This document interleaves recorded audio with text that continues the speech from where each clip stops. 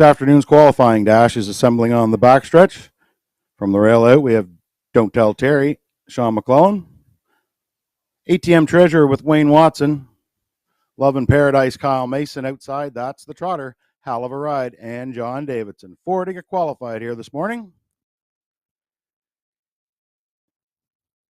Gate is at the top of the stretch. Here they come.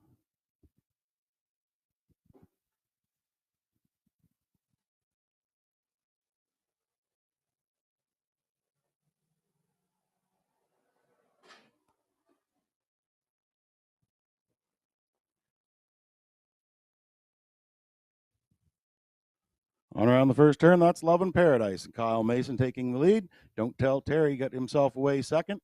Trotter's away third. And at the back, that's ATM Treasure.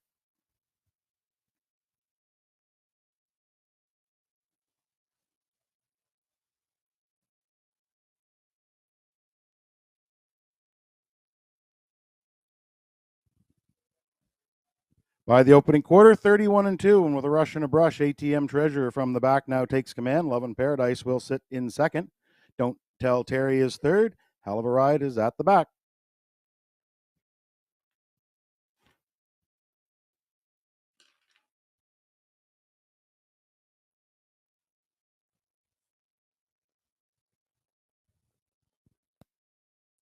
Coming to the half, Love in Paradise is out and on the move. By the half, 102-3, 102-3. Love in Paradise now takes command. ATM Treasure right on her back. Hell of a Ride is third.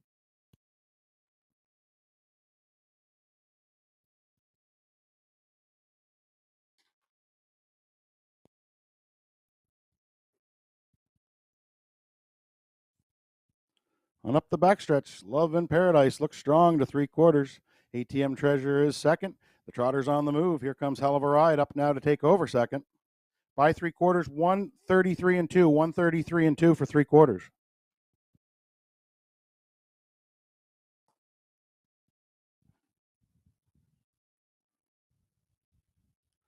Top of the stretch, it's still Love in Paradise. Hell of a Ride now is looking for room. ATM Treasure is out to drive. Coming through the stretch now. Love in Paradise. Hell of a Ride. Trotting on by. Hell of a Ride to the front for Davidson. Love in Paradise second. ATM Treasure third. Time for that mile. 2-5-4.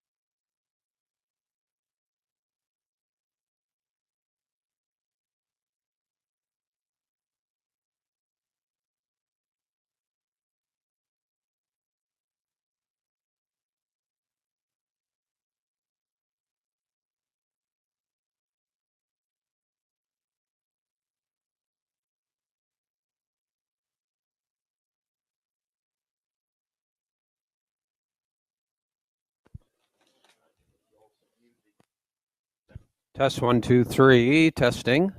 Testing 1, 2, 3, test. Again, ladies and gentlemen, welcome to Exhibition Park Raceway here this afternoon. We start, of course, at 1 o'clock with the 7-dash program. The Bremner Stakes are the premier event of the afternoon. But before we begin today's action, we would ask you, if you're able, to please stand for the playing of O Canada.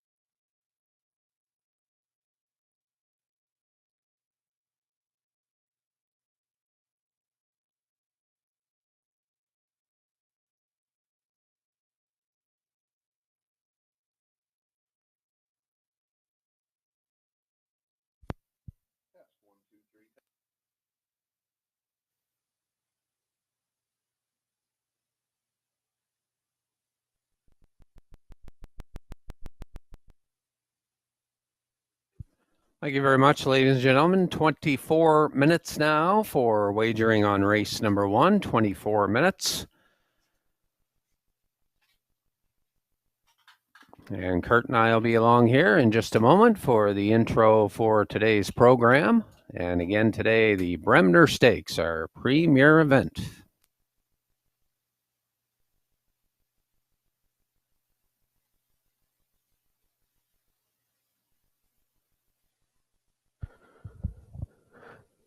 Testing 1, 2, 3, test. And good afternoon, ladies and gentlemen. Welcome to Exhibition Park Raceway on this Saturday afternoon, the 21st of May, Victoria Day, long weekend. Hope you're all having a great time, a great long weekend ahead of you. Of course, here in St. John, we've got a 7-dash card ahead of us here this afternoon. The Ted and Don Bremner Stakes. Of course, we're coming in with back-to-back stakes starting the season. Last week it was the MB Breeders. This week, the Ted and Don Bremner. So how about New Brunswick, Scotty, getting right out of the gate? Bang, stakes and back-to-back weeks, eh? Back-to-back weeks, and great week last week with the New Brunswick Breeder Stakes. And, of course, Don and Ted Bremner are going to be remembered today, Curtis. And they did so much for racing back in the day when, they bred their own horses up in the Gemsag area, and, of course, had an affiliation with the late Mike Campbell, who passed away this last year or so. And so, nice to pay honor to those guys. And, especially Dawn, she served on a lot of boards of different race commissions and so on. So great day for racing. We got some nice horses here today too. Absolutely. We got three divisions. So we're going with 2 colt divisions, 1 filly division. Don't have to wait long. Race number 2 is the first one, the first colt event, all the way to Cardigan, Brumby, Woodmere Gaelic, Soul Assassin, and Big Time Brawler. I think old Brumby's like an EPR. I think what's he undefeated here? 2 for 2, looking to make it 3 for 3, going back to last year. Yes, he is, and he's got Adam Murner driving this afternoon. I see Adam's over for the afternoon here, and the horse was big last week. Big trip, 159. Did it all on his own right off the front, back half 59 and 4, and come home 29-4, and nice comfortable win for him. So he's going to be tough to beat in here, Kurt, but he's got some other horses to contend with. I think a little bit tougher competition for him today. Yeah, absolutely. There's a couple in there, all the way to Cardigan, Soul, Sass has mentioned, Earl Smith's here, Woodmere. I mean, for a 5-horse field, it's definitely a competitive and big time brawler. Who was second to him last week is right back again this week. See if he can. Remember, I said that runner-up streak was going to keep going. I was right. He's now 5 for 5 and in runners up. So that's race number 2 in your program. The filly division comes up as race number 4, field of 6 to contest that event. Ultimate Long Shot, Mystical Gal, Woodmere Jazz, KC Starlight, Elm Grove Quest, Orr's Terror. And of course, the big talking point, KC Starlight last week had the big win, got the better of Meridian Magic, or Mermaid Magic, sorry. Got the better of her last week in an upset fashion at over 20-1. She's back in this week looking to make it 2 for 2 in stakes action. But again, as we had just mentioned, business is going to pick up because there's some serious contenders to her inside there, Scotty. Yeah, and looking at the program when the list first came out, I said, it's nice to have 3 New Brunswick horses in here, New Brunswick stabled, and but anyway, they drew 4, 5, and 6, so they've got to contend with that. But KC Starlight got post 4, and she was ready at first asking, Kurt. But like you say, she's got Woodmere Jazz, Ultimate Long Shot's going to be extremely tough off the rail, and it's going to be a good horse race. So that's race 4, the first filly division. And Mystical Gal out of the Nick Oak stable, who Nick has brought this filly along with a couple of overnighters, which we appreciate throwing them in the box too. But of course, homecoming time for Mr. Spence in the bike today. They'll be looking to come back and win one of these divisions right here in the homeland. So it's great to have Spinner back. I seen a thing on the island the other night where they're doing this 30-second deal with Peters interviewing every the different drivers, asking favorite movies, whatnot. It was a good one, kind of hit. So where's your favorite vacation spot? Boom, throws down the St. John. It's a little representation, so it was great to hear Dale spending part of his long weekend with us. Yeah, absolutely, So great for Dale for giving a shout out here to the Port City for sure. So we're glad to have you back, glad to have you here in action with us for sure.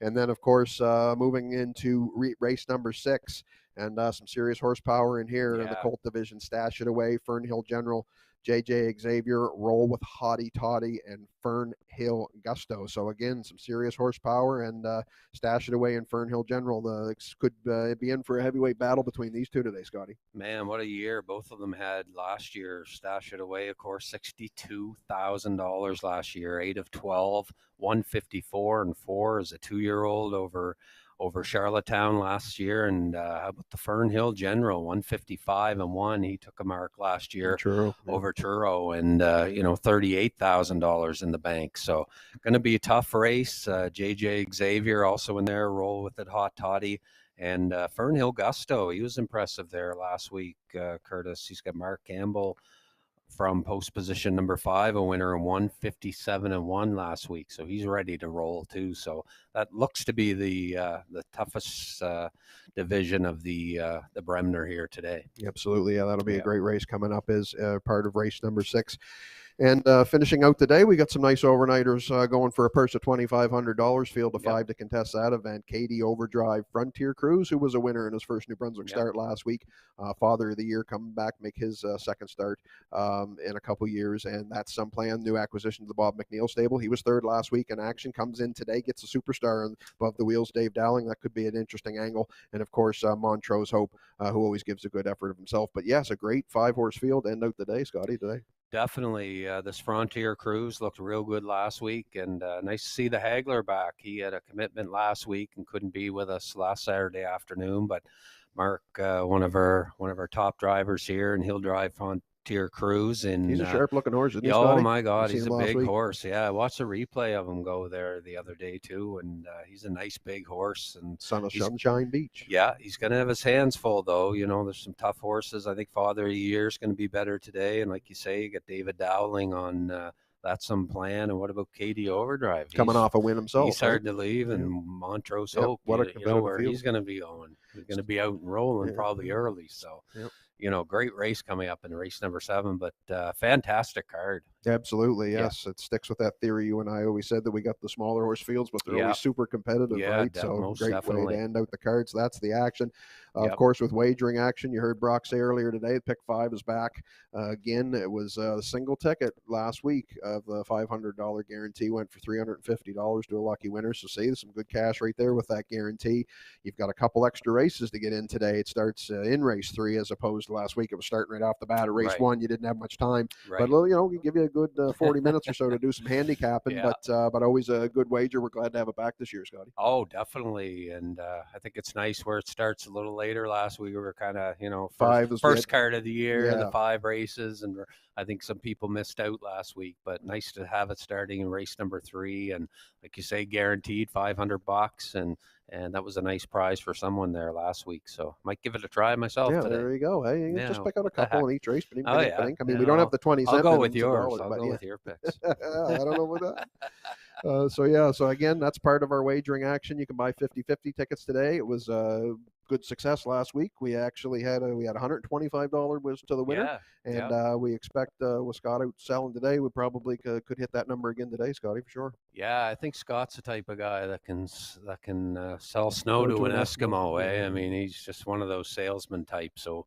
watch for him today if you're in attendance here at Exhibition Park. He'll definitely beat you to try and get in on the 50-50. Oh yeah, you'll want that $5 bill, so have it ready for him. Right on, excellent. A little bit cloud cover here today. It's a little chilly, a little bit mist earlier. So it's but for the people that are here today, sitting outside in your vehicles watching, you can tune into the radio station as always on 98.3. We do have 2 sellers down here where you can buy your tickets from. Also up in the sulky room, and of course there's a couple of self-serves up there that are pretty easy to use. Just touch screen, away you go. It's pretty easy stuff. So you can do that here again today. If you can, you can bet right from your mobile device. You can tune into the radio station, pop it right up on your phone, HPI bet, and you could do it just as easy as that. So it's so we're glad to be here on this holiday weekend. Stakes action, second week in a row here in New Brunswick. We're getting right out of the gate here fast here this year. 14 minutes to post to race number 1. Starters will be out on track in a handful of minutes, and as soon as they do, Scotty and I'll be back to take a look at the first race and do some handicapping for you.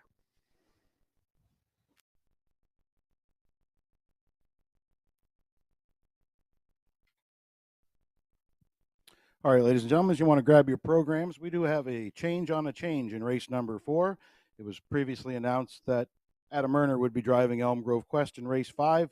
Please make it Brody McPhee. Brody McPhee will be the driver of Elm Grove Quest in race number 4, horse number 5.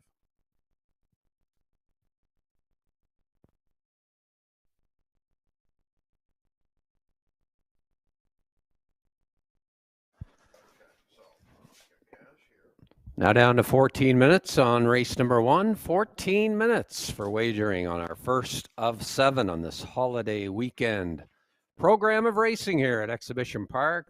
Those of you watching online, I'd like to welcome you. And don't forget, you can grab a free program off our website by visiting www.horseracing.nb.com. That's all you have to do. And on there, Kurt's picks are included, as well as a copy of today's live program that you can follow along with. Race number 1.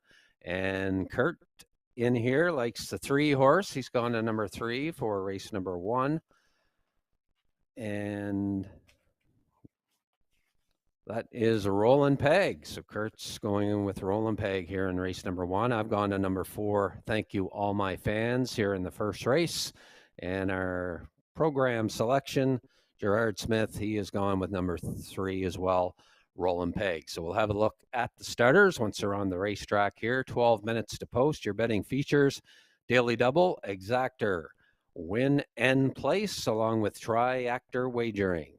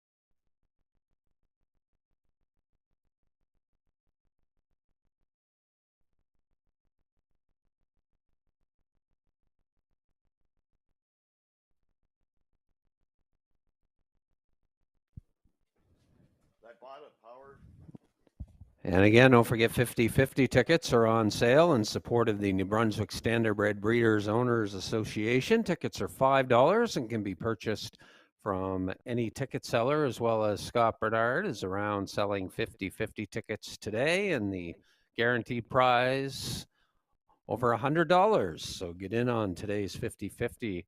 That draw will be taking place later on in the program today.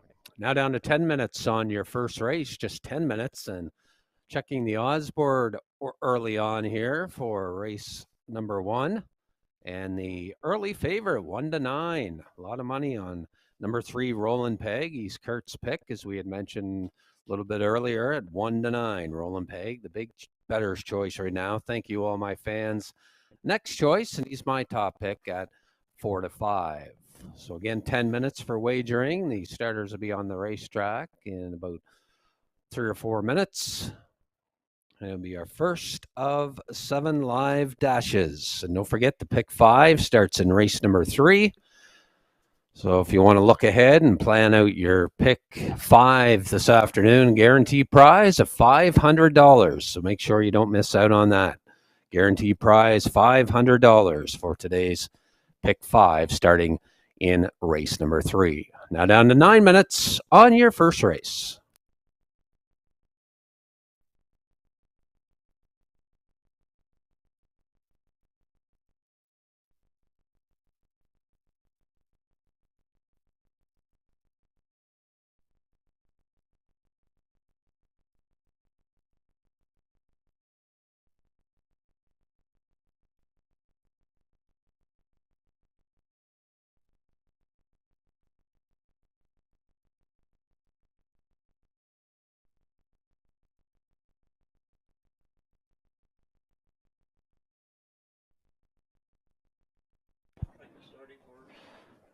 And it looks like the starters for race number 1 are starting their descent from the barn area. That means post parade will be coming up next. We've got 8 minutes of betting time remaining. And again, your betting features are daily double for your races 1 and 2. Also exactor, win and place, and triactor wagering. No show betting. So again, the starters for the first, just leaving the barn area now. And the next thing that'll take place, of course, is the post parade coming up shortly.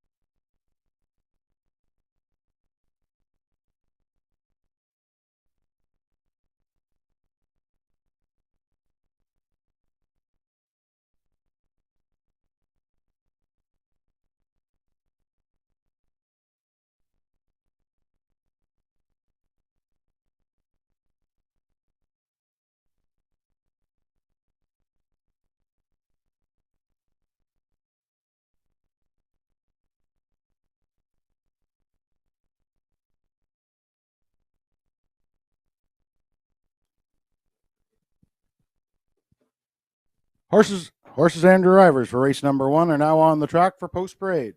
Race 1 goes for a purse of $1,800. Daily double, exactor, triactor, win place are your betting features. Number 1, Theodore J. Down, owned by Stephen Downey of Quispamsis, New Brunswick. Steve Mason does the training. He will do the driving from the rail. Theodore J. Down. Number 2, Cocan Harry, is owned by Euless Gallant of Cocan, New Brunswick. He does the training. Euless is in the bike from post 2, Cocan Harry. Number 3, Roland Peg, owned by Dale Orr of St. John and Robert Orr of Oak Bay. Gordon White does the training. Mark Hagg's in the sulky from post 3, Roland Peg. Number 4, Thank You All My Fans, owned by Kate McNeil of St. John, New Brunswick. Bob McNeil does the training. Stephen Treitz will do the driving from post 4, Thank You All My Fans. And rounding out the field from post 5, Windermere, I'm All Right, owned by Kevin Price of Fredericton, New Brunswick. Steph DeCourcy does the training. Colin DeCourcy will do the driving. Post 5, Windermere, I'm All Right. The 5 Pacers start off the card here in race number 1, going for a purse of $1,800. Don't be left out on your first chance to wager on the races here at Exhibition Park.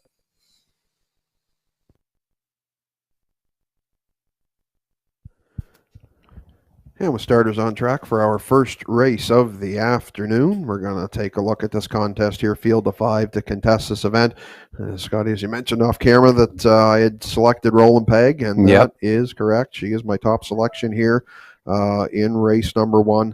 I'm liking the way she's looking this year, Scotty. We were just talking again, mentioning her off camera about the big battle she faced last week, being parked every step by her sister, no less. And she was able to hang around for the showdown in that one. Yeah, got the she third, raced good. I was here the week before in the qualifier, and she looked great in the qualifier. She went right down the road, 2-5-2, but she closed it out in 30-2. And she just, to me, had a look of a different mare this year. You can see her on screen right now. She looks good. Of course, gets reunited with Mark Haig here, who's back with us today. So she's got a good post to work with post 3, and she did, like I say, she busted out of there last week, just got parked. So I think Mark might be able to get a path right to the front end with her if he's got her right on her toes early. And you never know, she could go right down the road. Yeah, definitely. She looks like a different horse, like we were talking off camera there, Kurt. That qualifier, 2-5-2, and then Randy Phillips drove her last week and set in the outside the whole way, and was only 4 lengths off of it at the end. So she's come out strong so far this season for new trainer Gordon White. Mark Haig back in the driver's seat here. He drove her last year quite a bit, so he definitely knows her. So that'll be advantageous for him. So post number 3, and she's sitting currently at 3-5. And I went to number 4 here, Kurt. Thank you, all my fans. I know you look at that line last week. 5th beat 16 lengths last quarter, 34-4. Not a great favorable line for sure, but I'm going to give him another shot here today. Just think on class and everything. If this big horse can somehow get the front, he's so strong. And you and I watched him last year, Curtis, race, and if he can get the front and get rolling, he bravens up, especially off the front. So I'll give him a shot here. He's 5-2 odds on number 4. Thank you, all my fans, and Stephen Trites. Yeah, he could very well be a bounce back winner here. Of course, I agree with you. I looked at that. He was able to get out of the gate good last week. Got a 6 hole outside, just dropped right in 3rd. So it was a nice trip that Stephen Trites gave him, but he just had no pop late. No, he didn't. And but I mean, a couple starts, get the old boy a chance to get rolling, right? It's been a long winter. So, but definitely, looking at it, as you mentioned, the success last year, he won right here over this piece of dirt, 157 flat, and we know he's got the class. So we'll see if he can rebound here this afternoon. Currently 5-2 on the board. Thank you, all my fans. And 3rd selection, did we go with Theodore J. Down, Scotty? Did we agree on that one? Did you go with him? He's now 4-5. 2nd choice on the board. I went with Windermere. I'm All Right, actually, Kurt. I like this horse a little bit. She's kind of a funny horse to bet. She's got that good gate speed when she wants to use it and sit up close.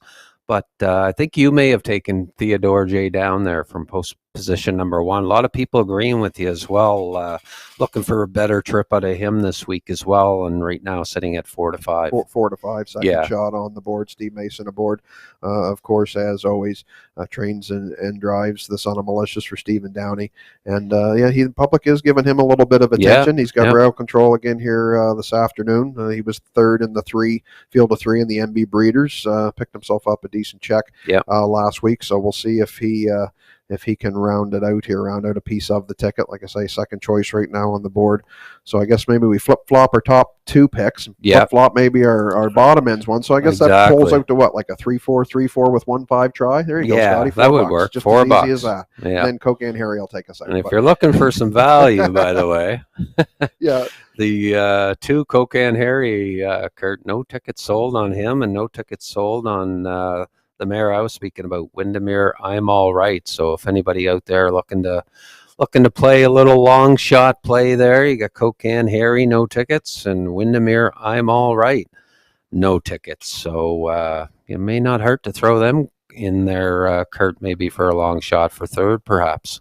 could round out a decent try for Yeah. him in the first race. So again, Yeah. yes, Theodore J down 4-5. No ticket sold as mentioned on Cocan Harry. Roland Peg favorite at 2-5. Thank you all my fans at 3-1, and no tickets again on Windermere. I'm all right. Field will be moving in. You can see the starting gate moving into position. They'll be gathering here in a second. We'll be going to the gate. Last chance to wager on race 1.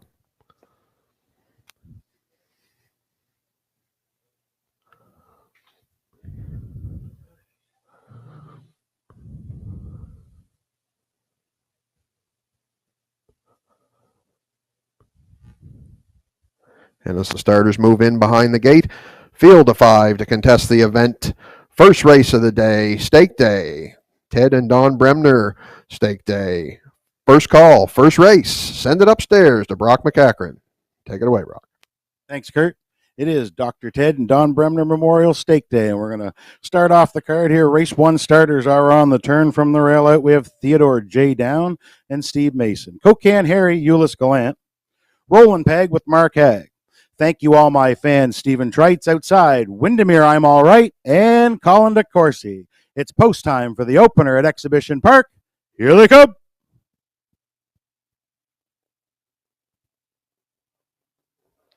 There they go, off-hand pacing. Roland Peg followed the gate out of there to her outside. Thank you all my fans. These two quickest into the turn. Roland Peg, she's on the front.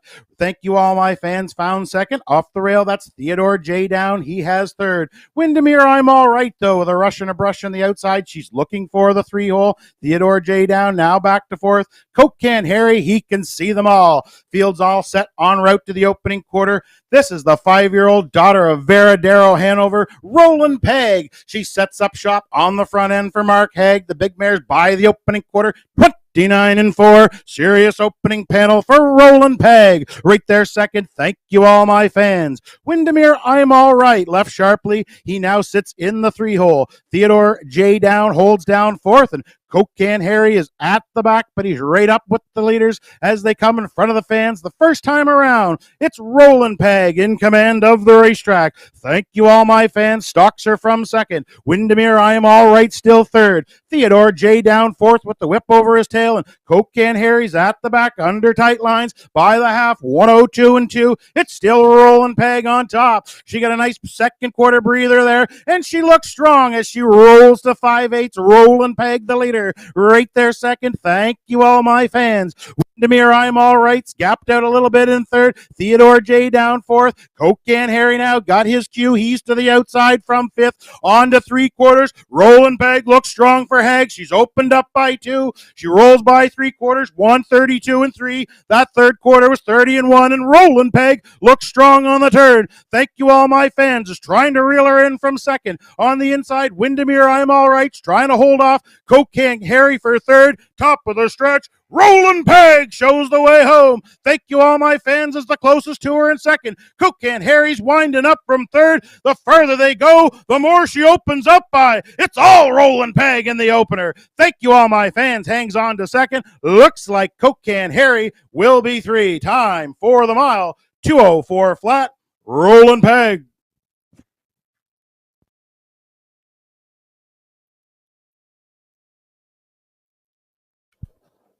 And a nice wire-to-wire win here in race number 1. Number 3, Roland Peg, the 5-year-old daughter of Veradero Hanover, out of the Apache's fame mare Kayla, Sophia, Dale Orr, and Robert Orr own. Gordon White, we mentioned it. The trainer changed this year, and boy, she looks like a different horse. 29-4, 102-2, stepped it up 30-1 in that third split, and came home 31-2. To stop the clock. 2:04 here this afternoon for Roland Peg, and that for her is a new lifetime mark. Thank you all my fans. Got the deuce, had that perfect 2-hole trip. And how about that Cocan Harry? He had no tickets sold on him for a while, and he got up for almost second money, but managed a third place finish. So congratulations to Roland Peg and her connections, Dale and Robert Orr, trainer Gordon White, driver Mark Hag. Mark wins his first trip of 2022 in his very first drive, and he'll be back in the winner's circle in just a moment with Roland Peg here in the first.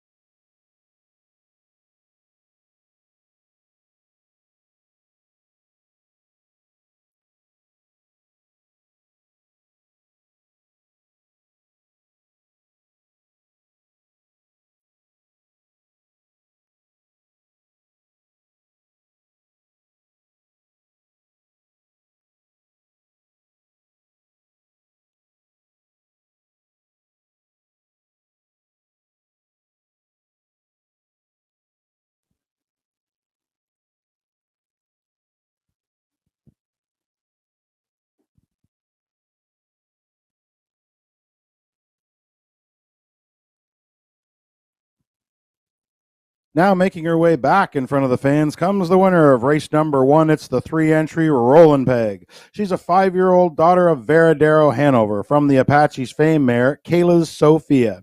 She's a homebred of Dale Orr's and co-owned with his brother Robert Orr. Gordon White does the training. Mark Haig did the driving today for Rollin' Peg. This is win number 2 of her career, on only her second start of this season. New lifetime record today. She shaves a second and a half off her best, 2:04 flat for Rollin' Peg. Congratulations to the connections, Dale Orr, Robert Orr, Gordon White, Mark Haig, and Rollin' Peg.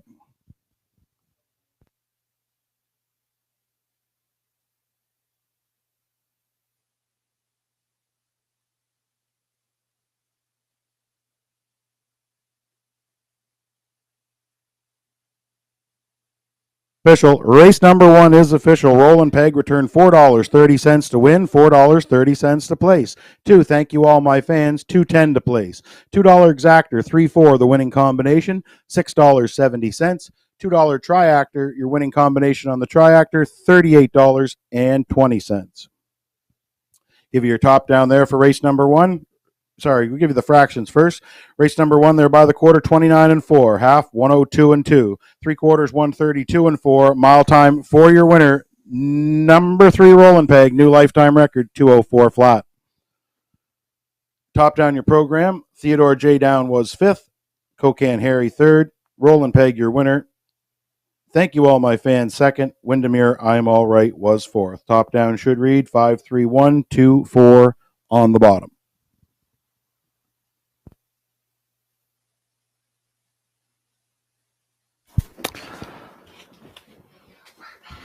And up next, race number 2 on this afternoon's program. It's the first division of the Don Bremner Memorial Stake. 3-year-old pacing colts going for $8,000. And your betting features in here are exactor, win and place, and triactor betting. Field of 5 starters, purse of $8,000. It's the first division of the Don and Ted Bremner Stakes here this afternoon. And post time set in 11 minutes. 11 minutes.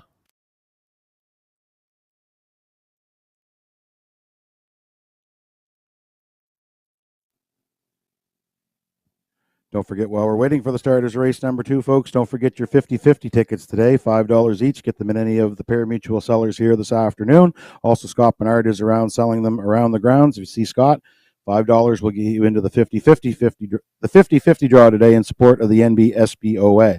The draw is guaranteed at a minimum of $100. Good luck to all.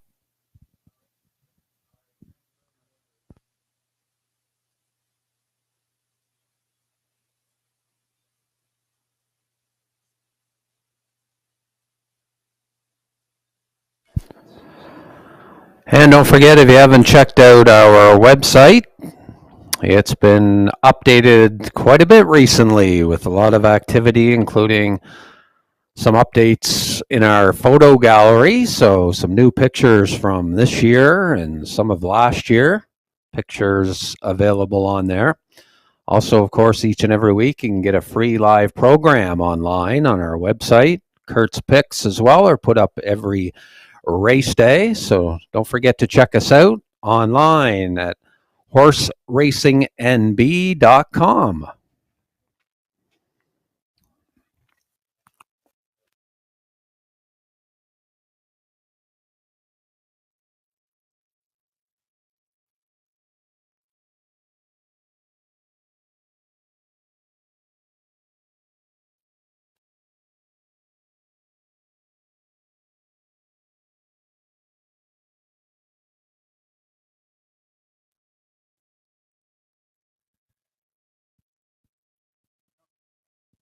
Also, note to all horsemen, make sure to check out Standardbred Canada or our Facebook page later today. Also, the back page of our official program today for the Gary Shack Smith Memorial Series. Eliminations are in here next Saturday and are Wednesday morning. Eliminations go May 28th for $2,500 each. The final June 4th for $5,000. No entry fee, no starting fee. Make sure you check out the conditions for Who Fits the Gary Shack Smith Memorial Series. Hoping to draw some horses in from Nova Scotia and Prince Edward Island for that. We lost Gary last winter, and we proud to have a memorial series for him here, and the eliminations here are next Saturday afternoon. Look for the information in the back page of your official program today. Also, later this weekend, it will be up on Standardbred Canada and also our Facebook page, Horse Racing New Brunswick. Check it out, the Gary Smith Shack Memorial Series.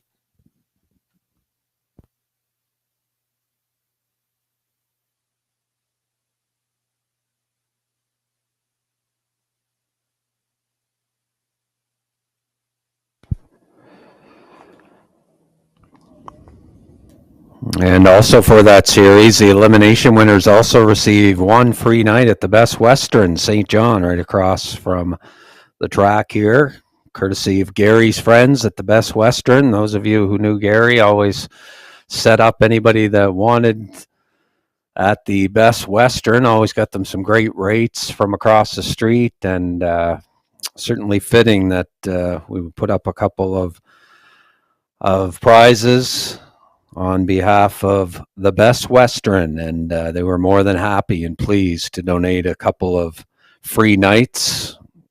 Gary brought them a lot of business, and so we hope we see a lot of out-of-town horsemen over for this event next week and pay tribute to Gary. He did a lot for harness racing, not only, of course, here in St. John, but was always willing to help at any track, really, in the Maritimes, and always down in Truro, and of course over in Prince Edward Island. So again, a series named in his honor, and the eliminations next week going for $2,500. Final on June 4th, $5,000. Horses and drivers for race number 2 are now on the track for the post parade. Race 2 is the first division of the Dr. Ted and Don Bremner Memorial Stake. This one for 3-year-old pacing colts. They're going for a purse of $8,000. Exactor, Triactor, Win Place are your betting features.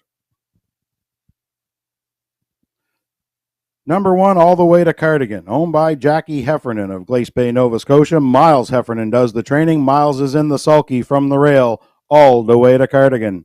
Number 2 is Brumby, owned by Five Guys, Horses and Lies from Charlottetown, Prince Edward Island. Jamie Smith does the training. Adam Murner's here to drive from Post 2, Brumby. Number 3, Woodmere Gaelic, owned by the Next Generation Stable of Stratford, Prince Edward Island. Earl Smith does the training. Brody McPhee is in the sulky from Post 3, Woodmere Gaelic. Number 4, Soul Assassin, owned by Windermere Farms, Hollis Newson and Roger Burns of Prince Edward Island. Earl Watts does the training. Dave Dowling's in the sulky from Post 4, Soul Assassin. Rounding out the field from Post 5, Big Time Brawler, owned by Dr. Mitchell Downey of St. John, New Brunswick. Ellen Stevenson does the training. Mike Downey will do the driving from Post 5, Big Time Brawler. These are the 5 3-year-olds to contest race number 2, the first division of the Dr. Ted and Don Bremner Memorial. $8,000 is on the line. Exactor, Triactor, Win Place betting features. Don't be left out on race number 2. Don't forget to grab your 50-50 tickets while you're up there getting a ticket on race number 2.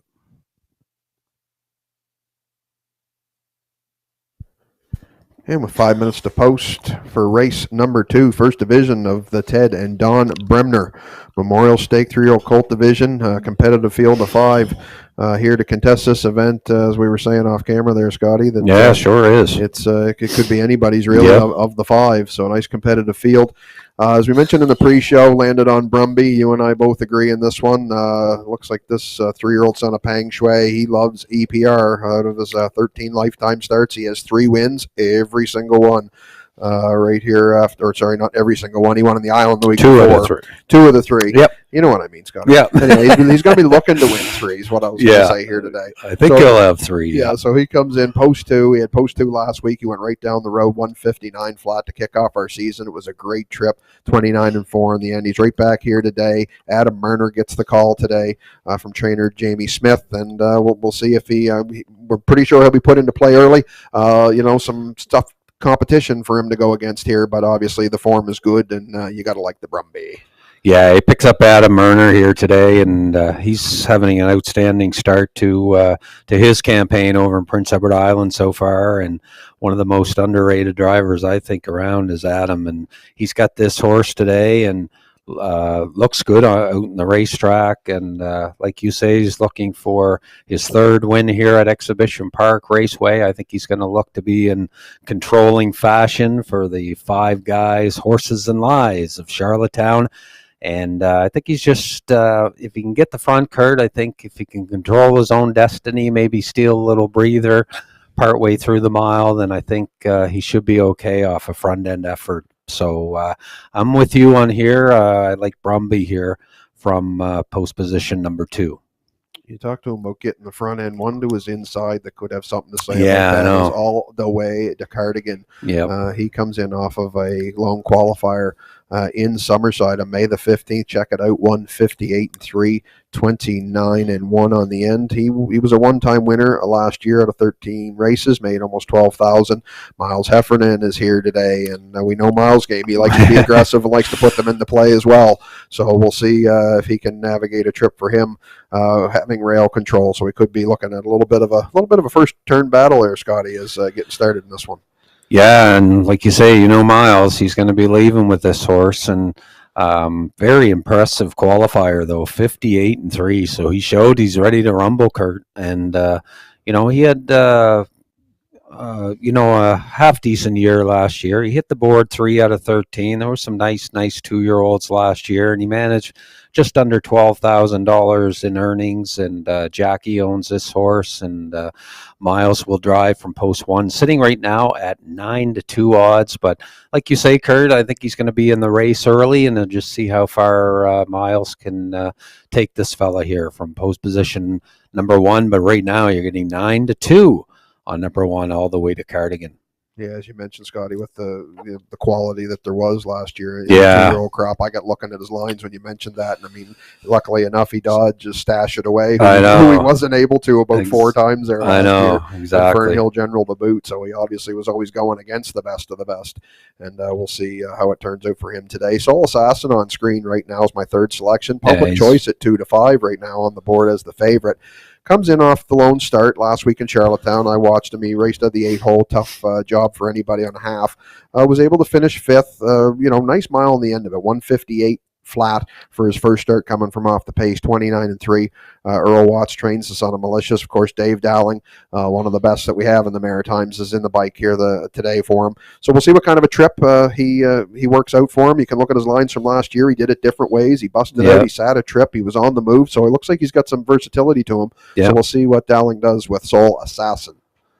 Yeah, getting just 2-5 now. Drop down to the favorite, Soul Assassin. I wouldn't be surprised to see David maybe even take a shot for the lead here, Kurt. This horse a couple of times led at certain points of the mile. Like you say, very, very versatile horse, and looking pretty sharp there on the backstretch as we get ready to go. But a lot of money being put down on this horse right now. He's at the chalk 1-9 with Brumby now paying not a bad win ticket at 7-5, Kurt. 7-5, second choice. Yeah, looks like the public's going to make Soul Assassin your favorite here going to the gate for the first division of the Don and Ted Bremner Memorial Stakes. 3-year-old colts are behind the gate. We'll send it upstairs to Brock with the race call. Thanks, Kurt. It's the first division of the Dr. Ted and Don Bremner Memorial. $8,000 on the line. This one, the Colt division. They're on the turn. It's all the way to Cardigan and Miles Heffernan. Brumby with Adam Murner. Woodmare Gaelic, Brody McPhee. Soul Assassin, Dave Dowling outside. Big Time Brawler and Mike Downey. Field of 5. Stake time at Exhibition Park. Here they come.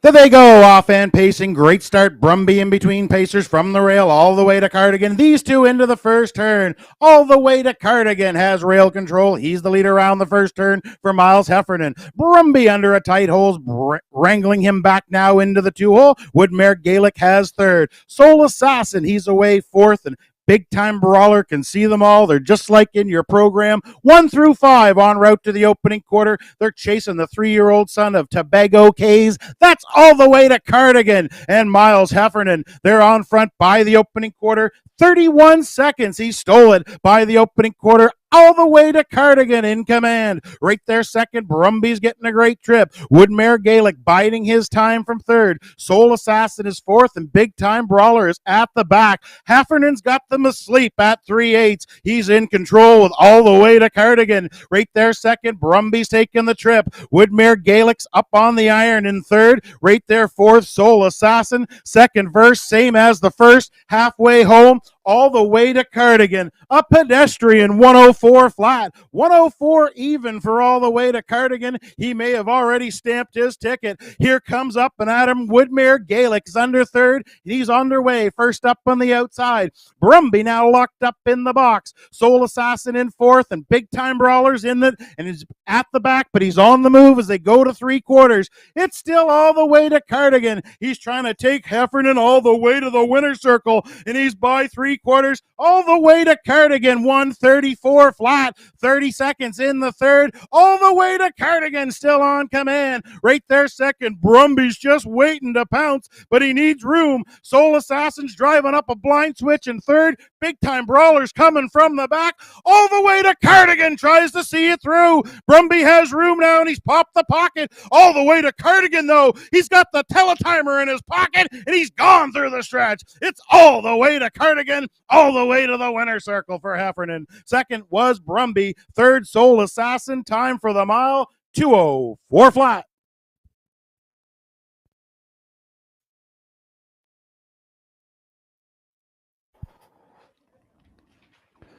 And we mentioned it off the top. Miles Heffernan loves to front end, and he does it here with all the way to Cardigan, right from post one.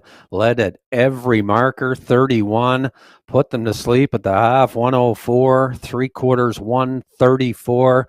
And there you see him checking over his back, and it's just a sprint for home here.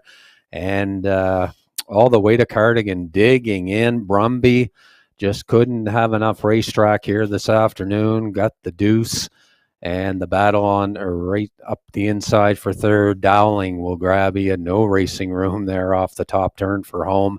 But all the way to Cardigan, and he got everything all the way on the front end here this afternoon. Half in 104, and he returns the winner 2:04, back half in 1 minute flat. And he'll take the first division of the Don and Ted Bremner Memorial Stake, going for a purse of $8,000. And congratulations once again to Jackie Heffernan, who owns Miles Heffernan, but does both the training and the driving, and will receive the blanket symbolic of his win here this afternoon in the prestigious Don and Ted Bremner Memorial Stake. And we'll welcome him back in just a few moments.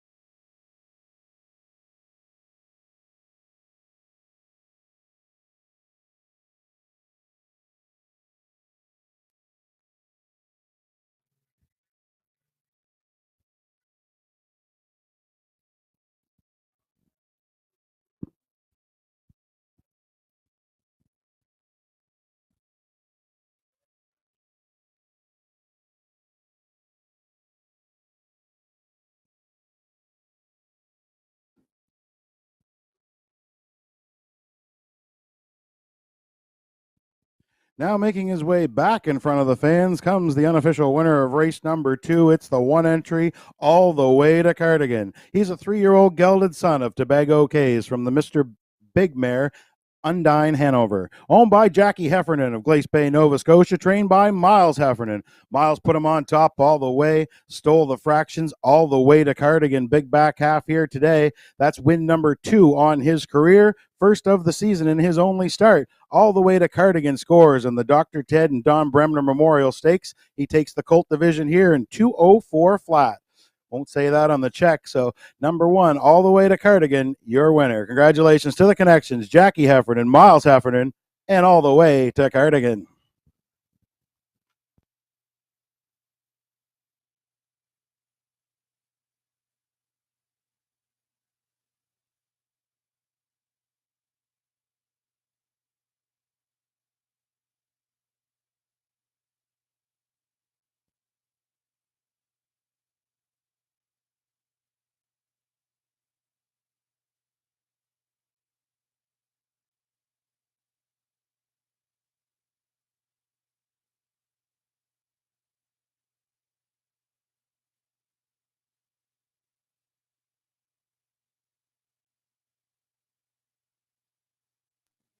Race number 2 is going official. Race number 2 is headed official. The 1 all the way to Cardigan was your race winner. 2 Brumby finished second. 3 Woodmere Gaelic was fourth. 4 Soul Assassin was third. And 5 Big Time Brawler finished fifth. Top down your program should read 1, 2, 4, 3, 5 on the bottom. Fractions for race number 2. Quarter was up 31 seconds even. Half 104 flat. 3 quarters 134 and 2. Mile time for your winner. Number 1 all the way to Cardigan, 204 flat.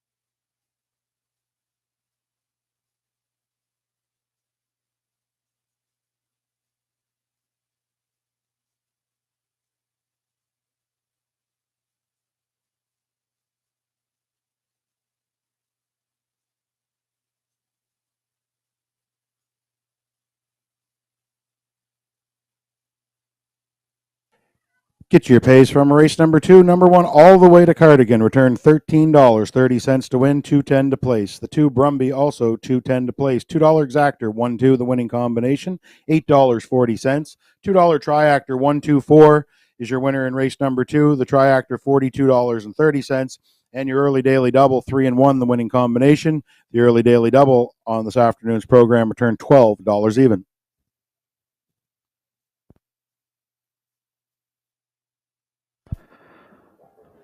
Up next on your program, race number 3. Race number 3, a field of 5. Condition pacers. Your betting options in the third race. Exactor, win and place. Start of your pick 5. Don't forget, pick 5 wagering starts here in race number 3. And guaranteed prize of $500. So make sure you don't want to miss out. $500 guaranteed prize for the pick 5 today. And it starts next in race number 3. And also triactor betting available as well. And it looks like the starters for the third are getting set already for post parade. And there's your handicapper selections on your monitors. Kurt, Nye, and Gerard all over number 3, Adkins Hanover. So we'll have a look at the field after the post parade, which was coming up next. And right now, coming up on 10 minutes to post.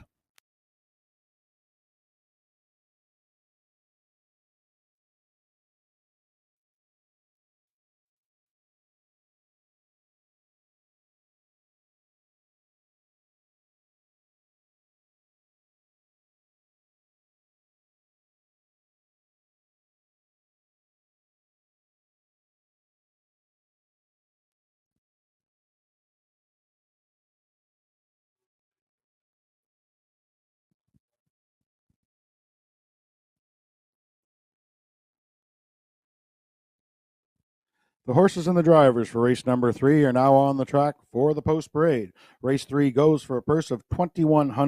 Exactor, triactor, win place, and the pick 5 are your betting features here on race number 3. Starters are on parade. Number 1, Apple Corp Hanover, owned by Doug Matheson, Dunson Farms, and Stuart McDonald of Prince Edward Island. Nick Oakes does the training. Dale Spence is in town for the drive from the rail. Number 1, Apple Corp Hanover. 2, Joe's Beauty, owned by Stephen Downey of Quispamsis, New Brunswick. Steve Mason does the training. Steve Mason will do the driving from post 2. Joe's Beauty. Number 3 is Adkins Hanover, owned by Perry Burke of Quebec. Trevor Hicken does the training. Amber Campbell's going to do the driving from post 3, Adkins, Hanover. Number 4, Emperor, owned by Jeff Lewis of Moncton, New Brunswick. Jeff does the training. He will do the driving from post 4. That's Emperor. And rounding out the field from post 5 is Bugger Max. He's owned by Gordon White of St. John and Dale Orr. Gordon does the training. Mark Haig does the driving. Post 5, Bugger Max. Field of 5 to contest race number 3, going for a purse of $2,100. Exactor, Triactor, Win Place, and the Pick 5 are your betting features. Don't be left out on race number 3. Pick 5 pool is guaranteed at $500, folks. Pick a winner in the next 5 dashes. Get your chance in at that $500 pool.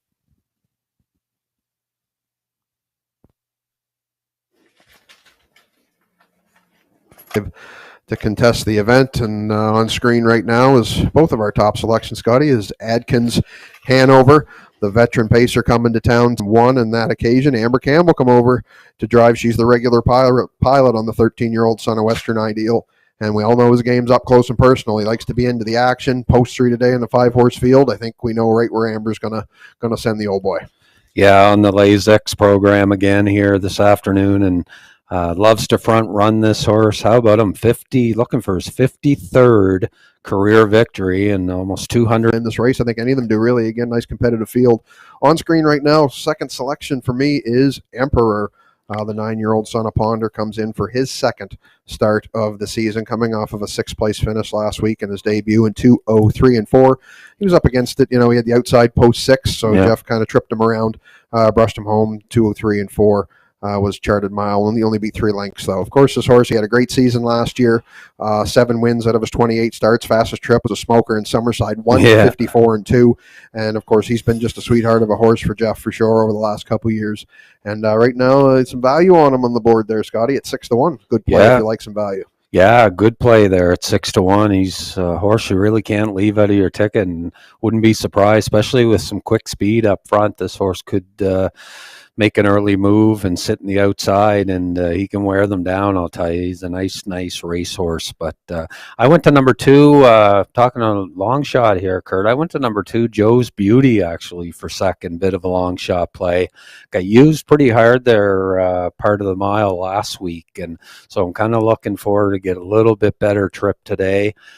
Steve Downey owns. Steve Mason does the training and driving, and this mare has really come into her own. She had some bad problems with braking there over a period of time, but they've done some great work on her, and they've got her I mentioned yet, number 5, Bugger Max, and I know, Kurt, one of the overnight favorites for yourself. You're always all over this horse, and for good reason. Normally always in the top 3, and it's the second start of the season. Stephen Treitz got the catch driving assignment last week on him. Mark wasn't here last week, but he's back on him, and he knows this horse the best. He does have the outside post to contend with, but if anybody can get a good trip with him, it's Mark. He knows the horse, and Gord White already has a win on the program, and I did a lot of names for him over the years. Yeah, the ATM, the Stat Master, the 1, 2, 3 kid. There was always a time there because he was just hitting the ticket. He had a stretch of about a year there, I think, where he never missed the board. Just over, yes. Remember last week there was one winner for $350. So we'll see how it plays out here. But last chance to wager on that pick 5 as well.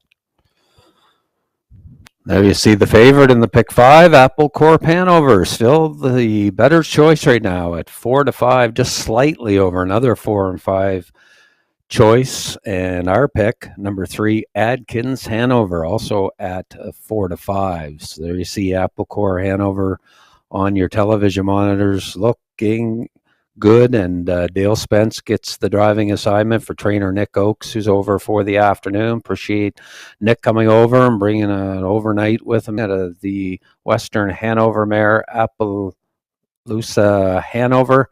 And right now, even money you're getting on number 1, Apple Corp Hanovers are making their turn towards the gate, and they'll be going here shortly for race 3.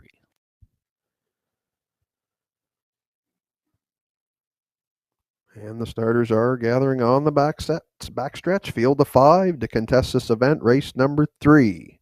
Start of the pick 5 wager. We will send it upstairs for the race call, as always, to Brock McEachran. Thanks, Kurt. You still got a chance to get a pick 5, but you'll have to hurry. Starters are on the backside, and they are lining up for race number 3. From the inside out, we have Apple Corp Hanover and Dale Spence. Joe's Beauty, Steve Mason. Adkins Hanover with Amber Campbell. Emperor has Jeff Lewis. Outside, Bugger Max and Mark Haig. Field of 5, race number 3 at Exhibition Park. The gate is at the top of the stretch. Here they come.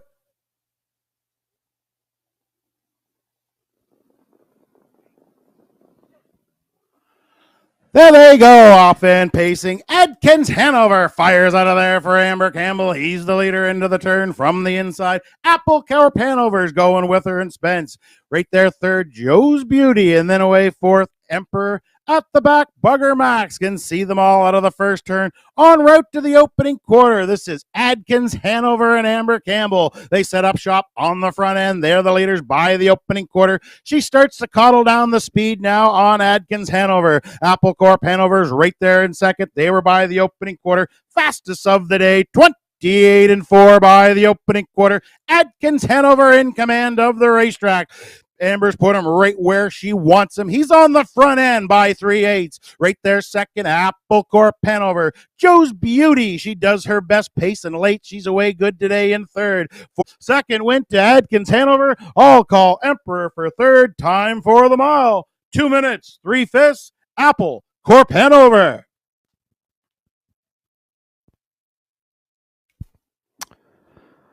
And as we expected in here, Adkins, Hanover, and Amber Campbell right to the front. And carving out quick fractions, 28-4, 59-1, 128-4. And Apple Corp Hanover had that perfect trip for Dale Spence in the pocket. As you see them come off the turn for home, and it was a 2-horse race for the win down here. And as Brock said, between the two Hanovers, and Apple Corp Hanover on the outside gets up in the lane here to win it for driver Dale Spence. And Amber Campbell on the inside with Adkins Hanover did all the work and hangs on gamely for the deuce. And then Emperor was out a good portion of the mile and finished third. So unofficially, your top three is 1, 3, and 4 here in the third. Start of your pick 5. So those of you with the 1 horse in the pick 5, best of luck with the remaining races. And we'll have the unofficial winner, Apple Corp Hanover, back in the winner circle in just a few moments.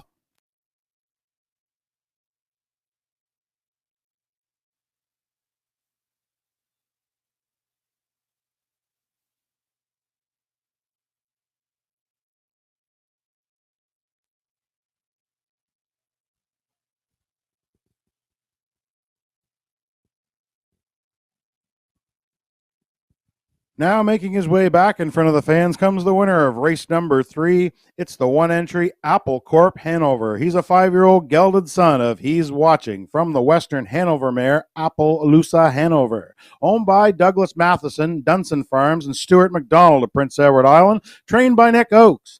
Driven to victory by Dale Spence for Apple Corp Hanover. That's his first win of the season from 3 starts. 4th of his career. He stopped the clock today. 2 minutes, 3/5.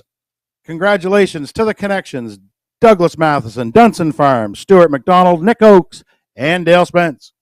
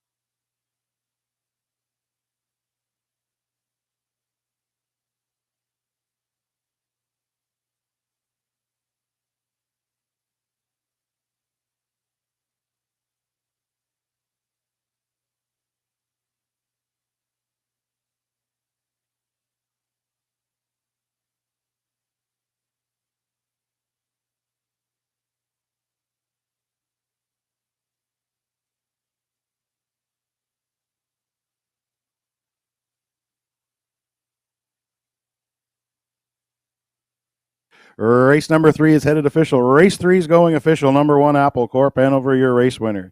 2, Joe's Beauty was 4. 3, Adkins, Hanover was 2nd. 4, Emperor finished 3rd. And 5, Bugger Max was 5th. Top down your program should read 1, 4, 2, 3, 5 on the bottom. Fractions for race number 3. Quarter was up 28 and 4. Half 59 and 1. 3 quarters 128 and 4. Mile time for your winner, number 1, Apple Corp, Hanover, 2 minutes and 3/5. He returned $4.40 to win, $2.10 to place. The 3, Adkins Hanover, $3.80 to place. $2 exactor, 1-3 your winning combination, $13.50 for your exactor. $2 triactor, 134. $2 try, 134 will return you an even $50 bill.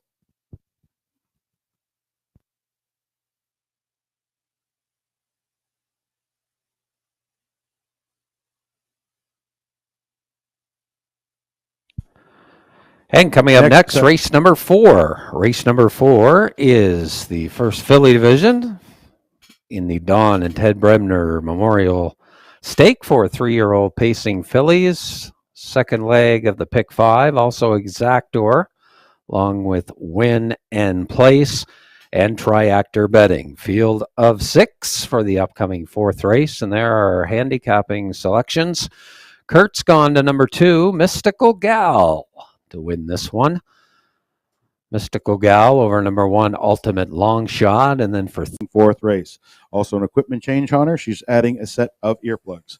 So Brody McPhee and a set of earplugs for number 5, Elm Grove Quest, here in race number 4.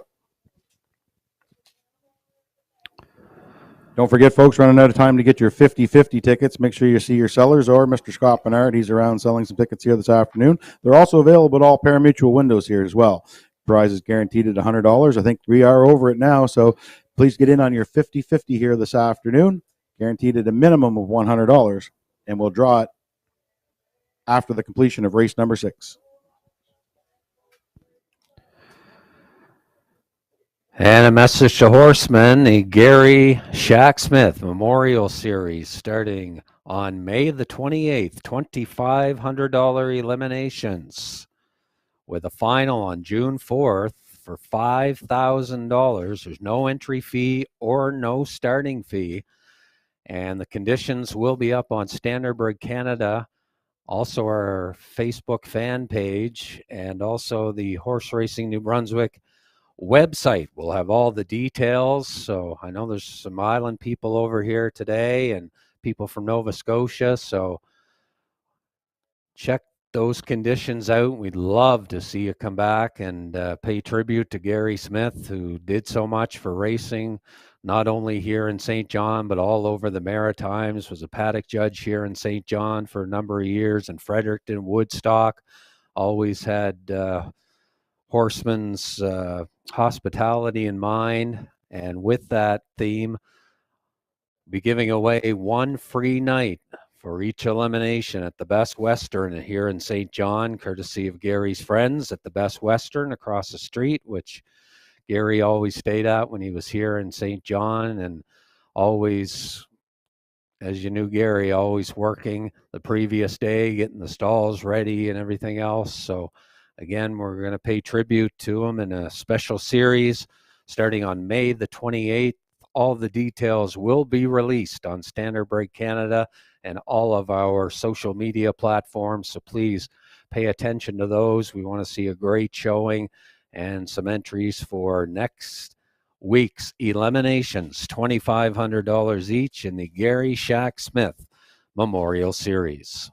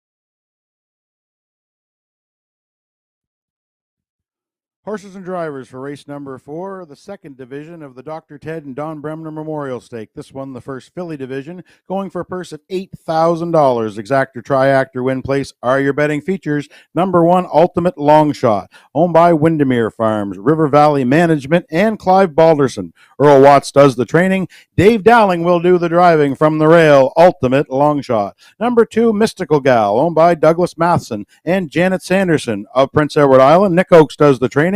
Dale Spence will drive from post 2, Mystical Gal. Number 3, Woodmere Jazz, owned by Reg McPherson of Prince Edward Island. Kevin McLean does the training. Corey McPherson will drive from post 3, Woodmere Jazz. Number 4, KC Starlight, owned by Don Bishop, Bruce McDonald, and Charlie Miles of Fredericton. Charlie does the training. Stephen Trites will do the driving from post 4, KC's Starlight.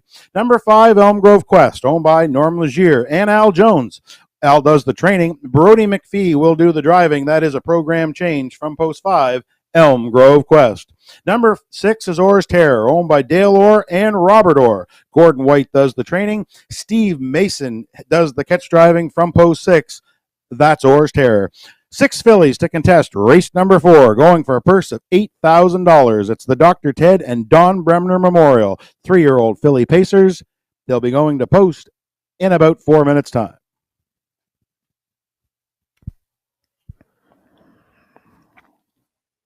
With starters on track for our 4th race, the filly division of the Ted and Don Bremner competitive field of 6 to contest this one.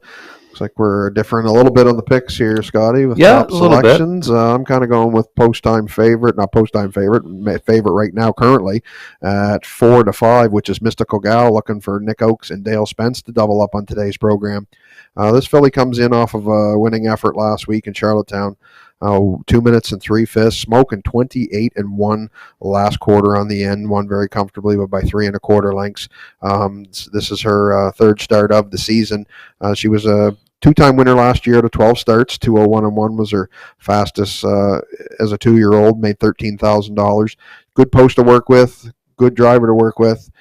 Lots of good stuff to work with here with Mystical Gal here in the Bremner, Scotty. Yeah, she had a good season last year, too. She had 6 of 12 in the top 3 and $13,000 in the bank. And like that, she's got 2 starts under her belt, Kurt, like you mentioned, and certainly impressive that last mile, 28-1 home. So she's definitely going to be tough.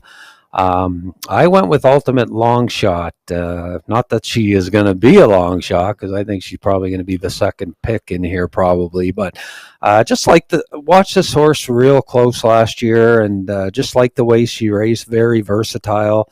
And she showed that right in her first start in the overnights. Set back early, and then watched her make that 3-wide move. And you know, she come home good, 29-2. Not as fast as Mystical Gal last week, but mile and 2 minutes and a 5th. David Dowling in the bike, and he knows this filly. He drove her last season and had a good year. Just missed the board once last season, and almost $21,000 earned in the bike. So she can do it off the front. She can do it from the back of the pack too. So that's why I kind of like her, just to see how the flow of the race goes. But right now, currently, Kirk getting 9-2 on my top selection here. Ultimate Long Shot and David Dowling. Yeah, you look at that start last year in the Maritime Breeders in Churro. She was a runner-up just by 1/4 of a length, 155-3. What a mile under there. Yeah, I watched her race last week, Scotty, and it took her a while to get up and get rolling, and she was 3-wide all the way around the last turn. I was convinced she wasn't getting there. I didn't think she was getting there, and then she got right up in the very last stride to get the job done. So, of course, you know, now here with pole position today, we'll see. I mean, she shows that she can be put into play early from them lines last year, so it'll be interesting to see what kind of approach Dowling takes, but good value on her right now, definitely at 9-2. And another one I put in here, Kurt, was number 3, Woodmere Jazz. Woodmere Jazz for Corey McPherson gets the driving assignment here this afternoon for owner Reg McPherson. No stranger, of course, to stakes action, nor is the trainer Kevin McLean. Trains Woodmere Jazz, and she had a fantastic year. $38,000 earned last year, and that was just in 13 starts, including 4 wins, a mile 57 and 4. And she raced here once at Exhibition Park last season, and in the Milton Downey Stake, finished third. Paced a mile in 2 minutes. It was kind of late in the season last year, and I think she was getting a little bit tired towards the end. But Mark Haig picked up the drive on that occasion. Corey McPherson drives today, and kind of like her chances here. Woodmere Jazz, Corey McPherson, you're getting 7-2, and there in your monitors, Curtis. Let you talk about her for a moment. But KC Starlight, she was pretty tough last week in her first outing. Yes, absolutely. 8-5 on the board right now, taking some of the New Brunswick money for sure. She's definitely not going off at the odds that she went off last week at almost 24-1, and played the upsetter to Mermaid Magic in the NB Breeder. So she's right back in here this week, looking to make it 2-for-2 in stakes action. And of course, she had lightly used it too, only 7 starts, but she had 2 wins, 2 seconds, and a third.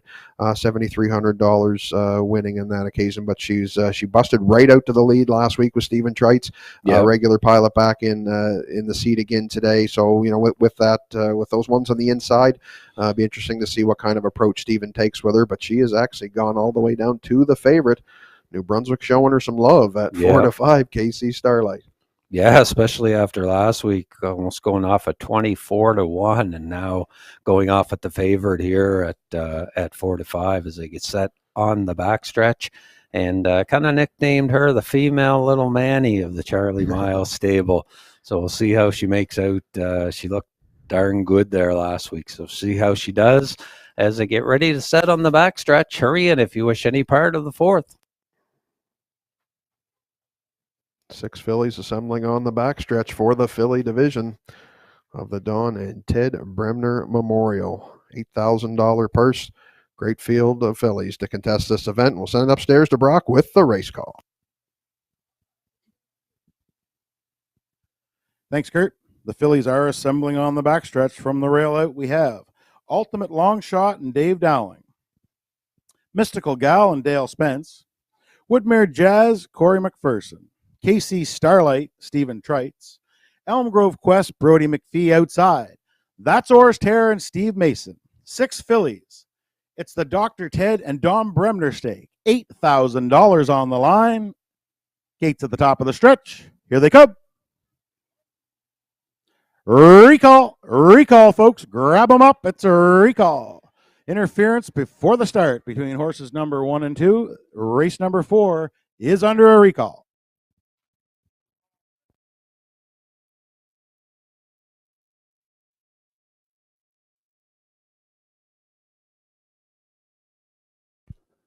And of course, pari-mutuel windows remain open and selling for this 4th race. And again, look like interference 2-on-1 before the start, but that's unofficial. But again, the recall in effect here, and we'll line up and do it again. Pari-mutuel windows remain open and selling with KC Starlight.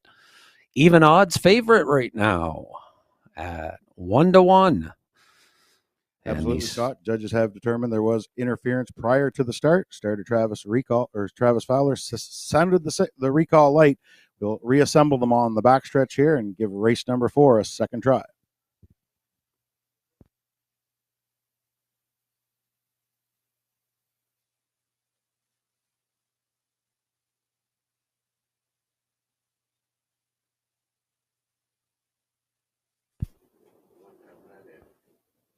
And just while we're waiting as well, I want to remind you of simulcast action available here at Exhibition Park and in our teletheater locations in both Moncton and Fredericton.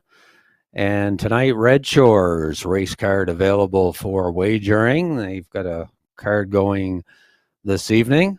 So again, simulcast wagering available all throughout the day here this afternoon as well, of course, this evening, including Red Shores from Charlottetown tonight.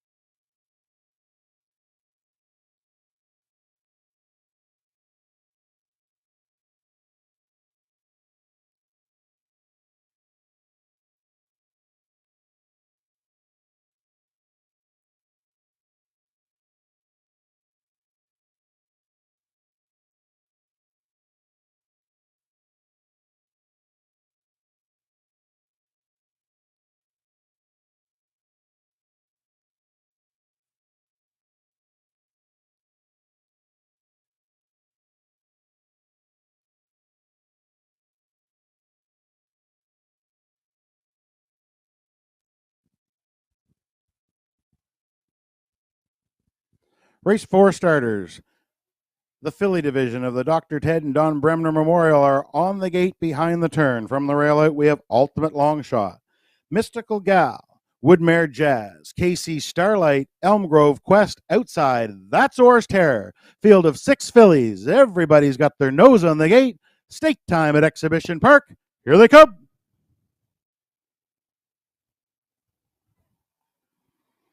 There they go, off and pacing, center of the gate. Woodmare Jazz fires out of there for her inside. That's Ultimate Long Shot. Into the first turn. Ultimate Long Shot inside has command of the racetrack. Woodmare Jazz on the outsides looking for the front. She now eyes that 2-hole. Mystical Gal is away in third. Then KC Starlight found a seat in fourth. Then Elm Grove Quest is fifth at the back. Orr's Terror can see them all en route to the opening quarter. They're chasing the 3-year-old daughter of Malicious. This is Ultimate Long Shot and Dowling. They're not a long shot in here. They're 3-2 on the board. And they have the opening quarter in the books, 28-4. Ultimate Long Shot on top. Right there second, Woodmare Jazz. Mystical Gal biding her time from third. KC Starlight can see it from fourth. Elm Grove Quest is fifth, and Orr's Terror still at the back. They roll by 3/8. Ultimate Long Shot and Dowling. They have command of the racetrack. Woodmare Jazz right on her back. Right there third, Mystical Gal. KC Starlight is fourth, and she's up on the iron, eyeing a move to the outside. The fillies are halfway home, 1:04. Ultimate Long Shot in command. Right there second, that's Woodmare Jazz. Mystical Gal's on the move from third here. And then fourth, KC Starlight, still Elm Grove Quest in fifth. Orr's Terror sixth, but she stepped to the outside as they up the backside. It's still Ultimate Long Shot. Woodmare Jazz popped the pocket for McPherson, and she's underway. Mystical Gal drives up there in third. KC Starlight still fourth. Orr's Terror come on to 5. They went by 3/4, 131-2. Ultimate Long Shot still in command. Mystical Jazz right to her number. Locked up in the box now. That is Mystical Gal. KC Starlight starting to hit her stride from fourth. These 4 will settle at top of the stretch. Ultimate Long Shot clings to the lead. Outside here comes Woodmere Jazz. Far outside, KC Starlight's on the scene. Up the rail comes Mystical Gal. Down the stretch, Ultimate Long Shot. Up the inside, Mystical Gal. Photo at the line. I'm calling Ultimate Long Shot by a nose. Second, Mystical Gal. Third, Woodmere Jazz. Time for that mile. 2 minutes flat.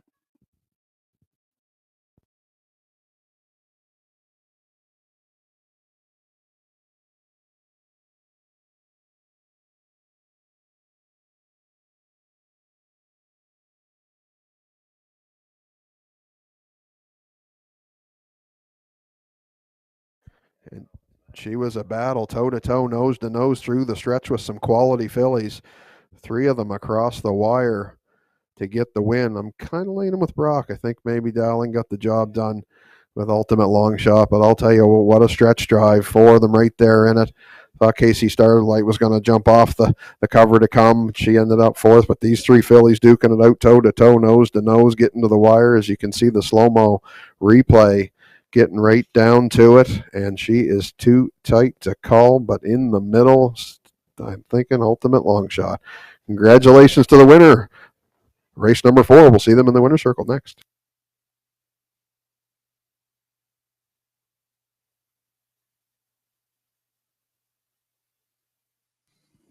In the photo, it was the one, Ultimate Long Shot, getting the job done narrowly over the 2, Mystical Gal and Woodmere Jazz right there third. There will be a place photo on your monitors here shortly showing you those top 3 finishers, but at the line, it was as easy as 1, 2, 3.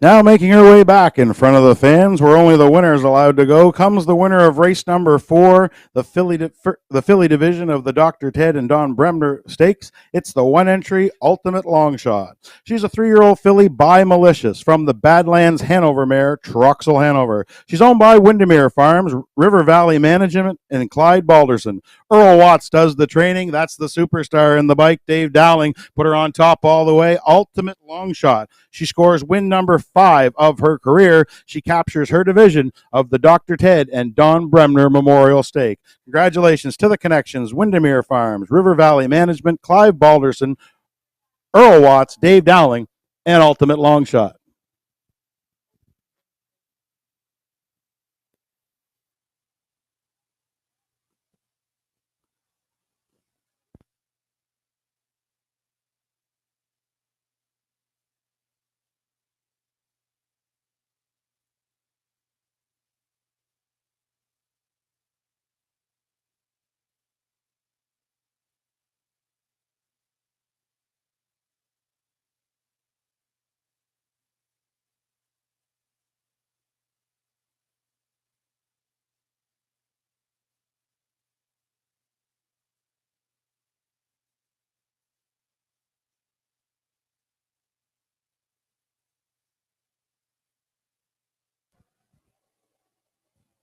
Race number 4 is going official. Race number 4 now official. The 1 Ultimate Long Shot, your race winner. 2 Mystical Gal was second. 3 Woodmare Jazz third. 4 Casey Starlight was fourth.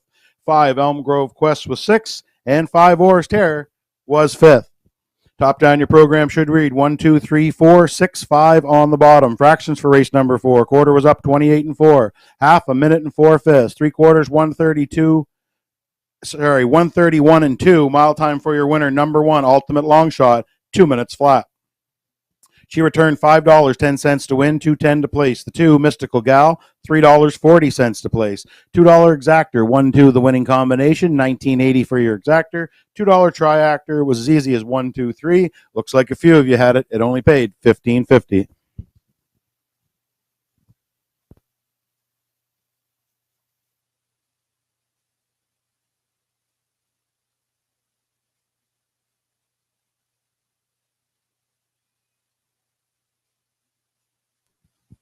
Don't forget, ladies and gentlemen, just a couple more races to get your 50-50 tickets. With 50-50 today, will be drawn by the winner of the 6th. That's the final Bremner division today.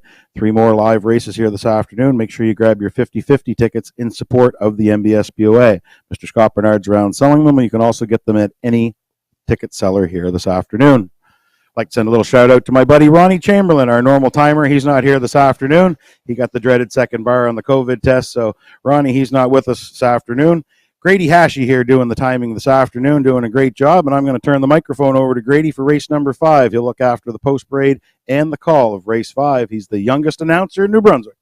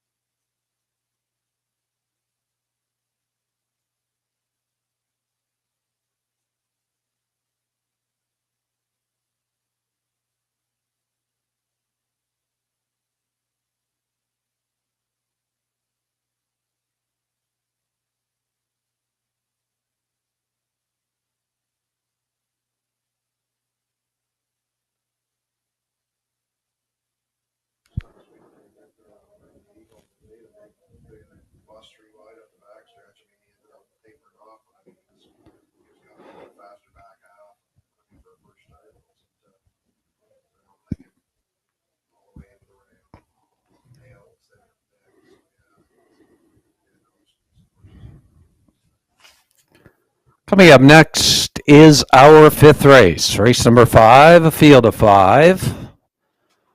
Win and place, exactor, triactor betting, $2,200 purse, condition pacers.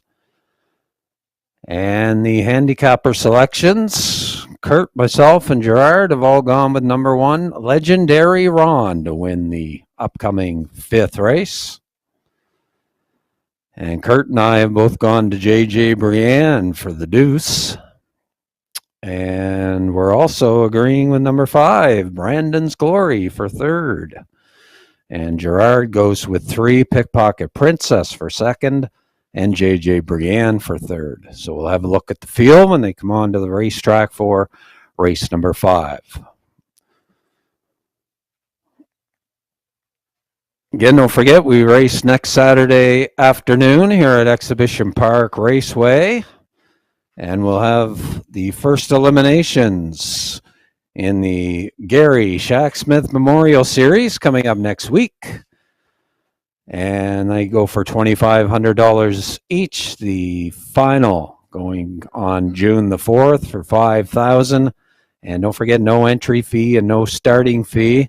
And for horsemen, the conditions will be on Standard Break Canada as well as our social media platforms. So that's in honor of Gary Smith. Next Saturday, the elimination starting $2,500 each.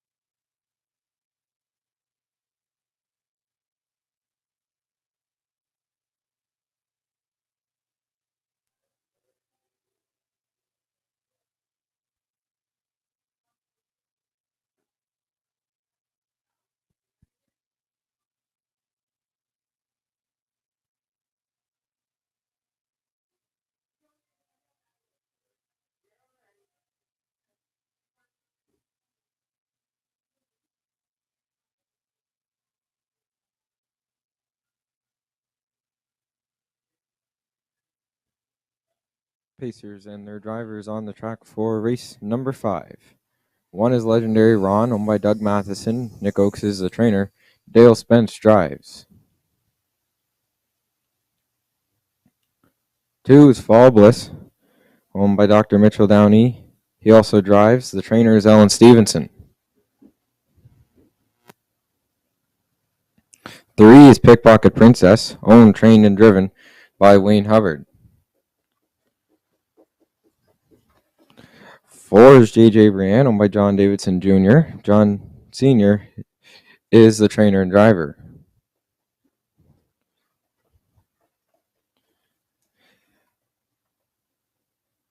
And the 5 is Brandon's Glory, owned and trained by Tommy Gunn.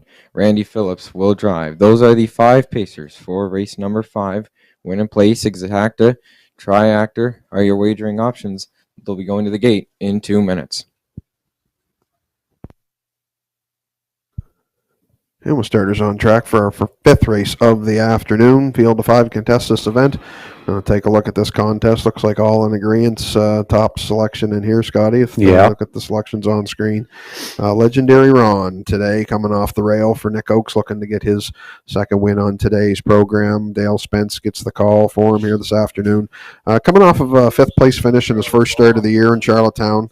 last week. I watched that race. Nick tipped him 3 wide up the backstretch and made a rush, but he, obviously he was racing into a quicker back half and still raced decent. Fifth, beat 4, 201 and 2, 29 and 3 on the end. So now he's second start, moves all the way into the rail, Dale above the wheels. I think there's a lot to like with this fella here today, Scotty. Yeah, definitely. Nice tightener for him there last week and came home good, 29 and 3. He's got favorable post to work with, hometown Dale Spence in the driver's seat here this afternoon, and he's getting all the respect here, Kurt, 1-9. And he had a good year last year, 17 out of 32 in the top 3, a winner over Charlottetown, 156 and 1. He's got 20, looking for his 24th lifetime win, over $116,000 in the bank for owner Doug Matheson of Cornwall. And Legendary Ron getting all the action here at 1-9. He's hard to look against. But if we're looking for one, Kurt, I think both of us have gone to number 4, JJ Briannon here. Yeah, I like her in the spot as well today. She was a third place finisher last week in her 2022 debut. We all know she loves to be up and close to the action, so I expect to see nothing different today for Johnny D. I think I'll put her into play earlier. I could see her maybe just as well cutting the numbers, if not sitting second. But she was a 2-time winner last year out of 20 starts. Her fastest win at EPR 158 flat of her 2. You can see her on screen there right now. Good value on her, Scotty, at 11-1. Yeah, she's and paying good. Definitely when you put a ticket on Johnny, especially with this mare, you're going to get your $2 worth, because you know that he's going to be heard from early and often in the mile. Yeah, it's another one of these fields. We said it off the top of the day here today. Small fields but competitive. Any one of these horses really could win it. I think Legendary Ron sets himself apart a little bit, but once you look from him, I think the other 4 have. Any of them could finish second here. So JJ Brianne, like you say, pretty good odds here, Kurt, 12-1. And I think we've also agreed on the third spot here, Brandon's Glory from the Tommy Gunn stable. Tommy owns the pacer. Randy Phillips drives him for the second week in a row and gave him a good steer last week, I thought, setting the 2-hole most of the way. Got shuffled back a little bit through the home stretch, but found some room up the inside. Finished second, 2:03 and 2, the charted line, right behind KD Overdrive, who's in the top overnight event today. So I like this horse today. He's got post 5, but versatile type horse, and another good value at 12-1. So the second choice on the board, Kurt. We haven't talked about her yet, but what do you think of Pickpocket Princess right now? She's getting a lot of respect, and I know Gerard liked her for second, and the bettors like her for second right now. Yeah, it was a nice qualifying line last week. 2-0-2 and 1 last quarter, and 29 and 3 last half, 59 and 4. So I mean, you can tell she's ready to rumble. Last year she had 12 starts, 8 times top 3. Quality mare. She always gives a good account of herself. She's handy. She can leave. She can finish. There's a lot to like about her for sure. I guess we'll just the question to say if she's ready to rumble.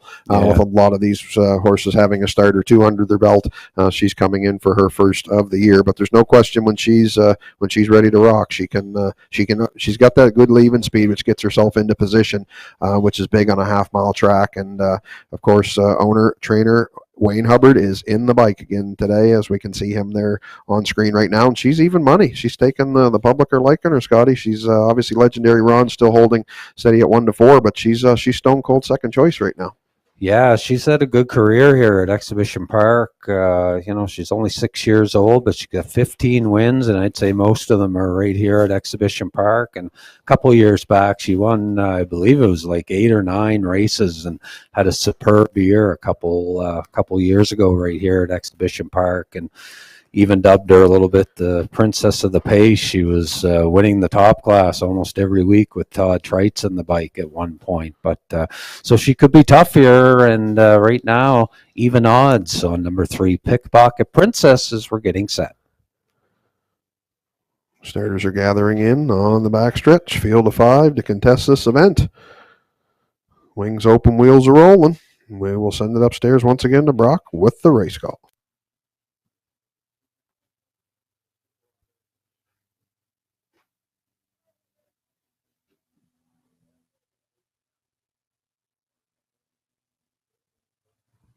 Race number 5, behind the gate. From the inside out, Legendary Ron, Fall Bliss, Pickpocket Princess, JJ Brienne, and Brandon's Glory. 5 pacers for the 5th. They're at the top of the stretch. Here they come.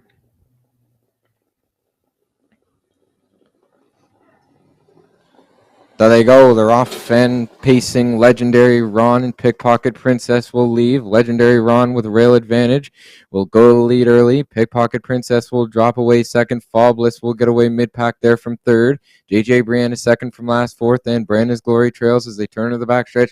Legendary Ron is fired up on the lead for Dale Spence. Pickpocket Princess is right there second, then a slight gap back to Fall Bliss from third. Then another slight gap to JJ Brienne, and Brandon's Glory can see them all. He trails from fifth as they arrive at the opening quarter, and they were there in 28 and 3. Legendary Ron laying down a solid fraction there. Pickpocket Princess is right there from second as they start to tighten up. Fall Bliss is in at the inside from third, right in front of JJ Brienne, and Brandon's Glory will wait to make his move as he's currently fifth. And as they come off the turn and straighten down the stretch with the opening half mile in their sights, and it's the Legendary Ron in control. Pickpocket Princess is right there from second. Fall Bliss third. JJ Brienne will go first up on the outside fourth. And trailing the field is Brandon's Glory as they just passed the half, and they were there in 59 and 3. And it's Legendary Ron heading into the 5/8 turn with the lead. Pickpocket Princess goes second. JJ Brienne is grinding it out. She's outside third and looking to move up second. Fall Bliss is in at the inside fourth, and Brandon's Glory is being asked to keep up from fifth as they turn into the backstretch. Legendary Ron Spence gives him a tap, and he starts to open it up. JJ Brienne on the outside is giving chase second. Pickpocket Princess right there at the inside from third. Then Fall Bliss and Brandon's Glory. They arrive at 3/4, and Legendary Ron is clear by 4 at 3/4 in 1:28 and 4. And Legendary Ron appears to have said good afternoon to the field, and he is gone. Legendary Ron opened by 5. Pickpocket Princess and JJ Brienne in battle for second, but they turn for home. Legendary Ron is just all over them. Legendary Ron, he's cruising home. Easy win here for Legendary Ron in race number 5. Legendary Ron on the line. Pickpocket Princess hangs on for second over JJ Brienne. 1:59 and 2 the mile.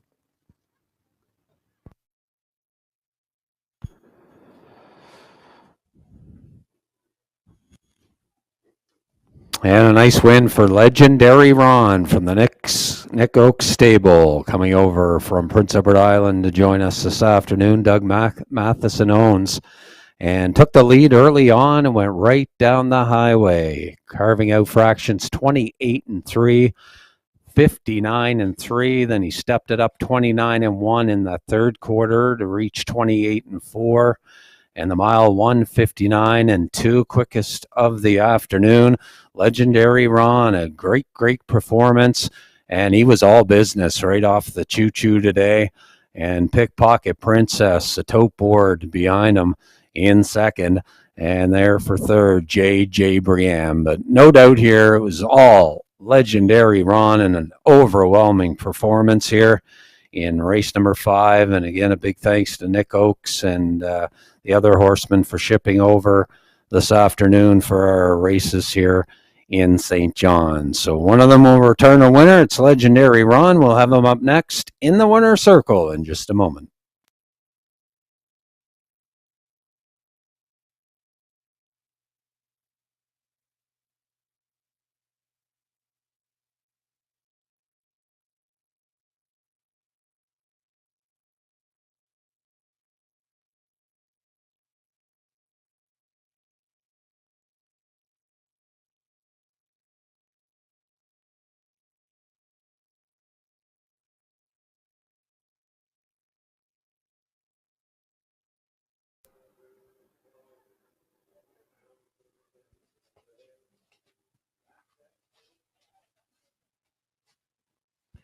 Back towards the winner's circle from race number 5 is the one Legendary Ron. He's a Bay Gelding 7 by a rock and roll dance out of a Western Terramare, safe from harm.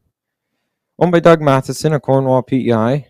Nick Oaks is the trainer. Dale Spence, the winning driver, as both Nick Oaks and Dale Spence pick up the double. Legendary Ron in the 5th in 1:59 and 2.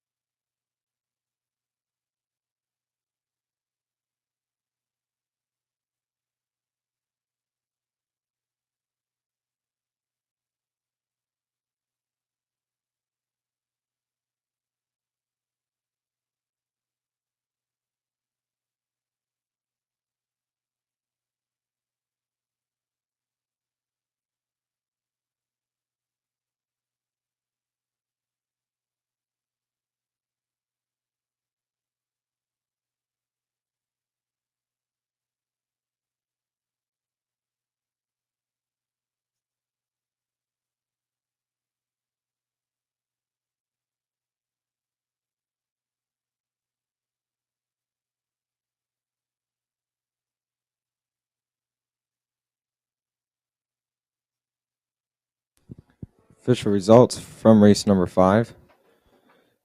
The 1, Legendary Ron, was the winner. 2, Fall Bliss 5th. 3, Pickpocket Princess 2nd. 4, JJ Brienne was 3rd. And the 5, Brandon's Glory, was 4th. Top down your program, 152-3-4. Factions of 28-3. 59-3. 128-4 in the mile in 159-2. Legendary Ron, 260 to win.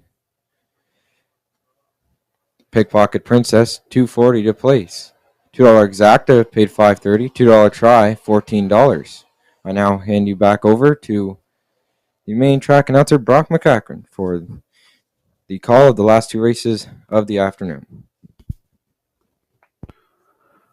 Thank you very much, Grady. Great job as usual as we look ahead to race number 6. Race 6 is the final the final division of the Don and Dr. Ted Bremner stake for 3-year-old pacing colts, a field of 5. It's your late daily double. For those of you who like the daily double, races 6 and 7.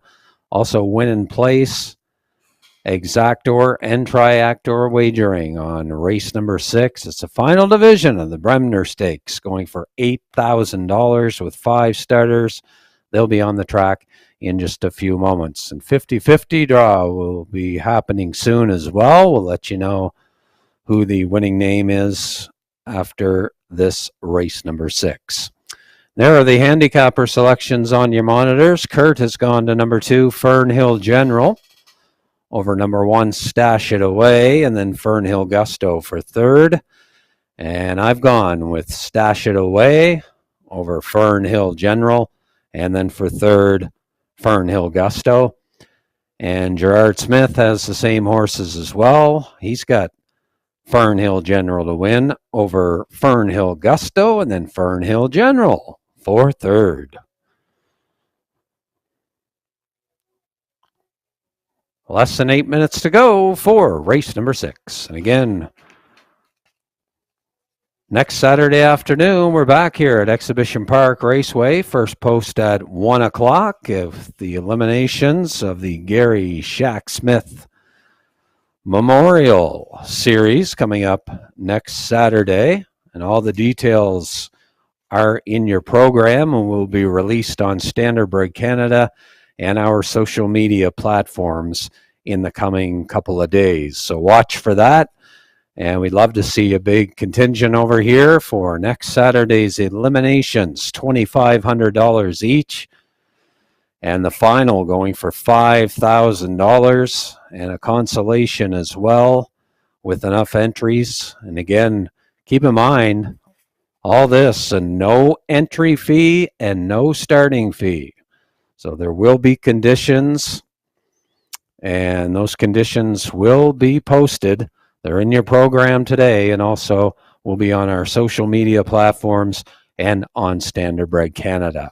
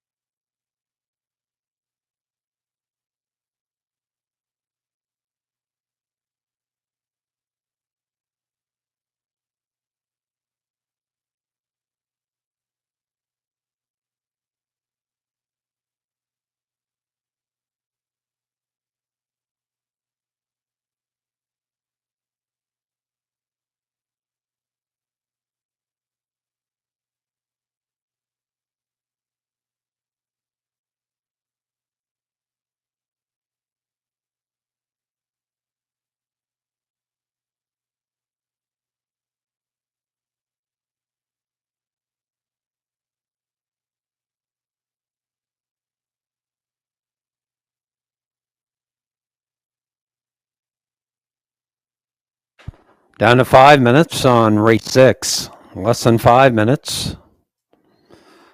2 more races to go here this afternoon. We also have our top overnight events still to come as race number 7 with KD Overdrive, Frontier Cruise, Father of the Year, That's Some Plan, and Montrose Hope. They'll be back in race number 7 for our finale.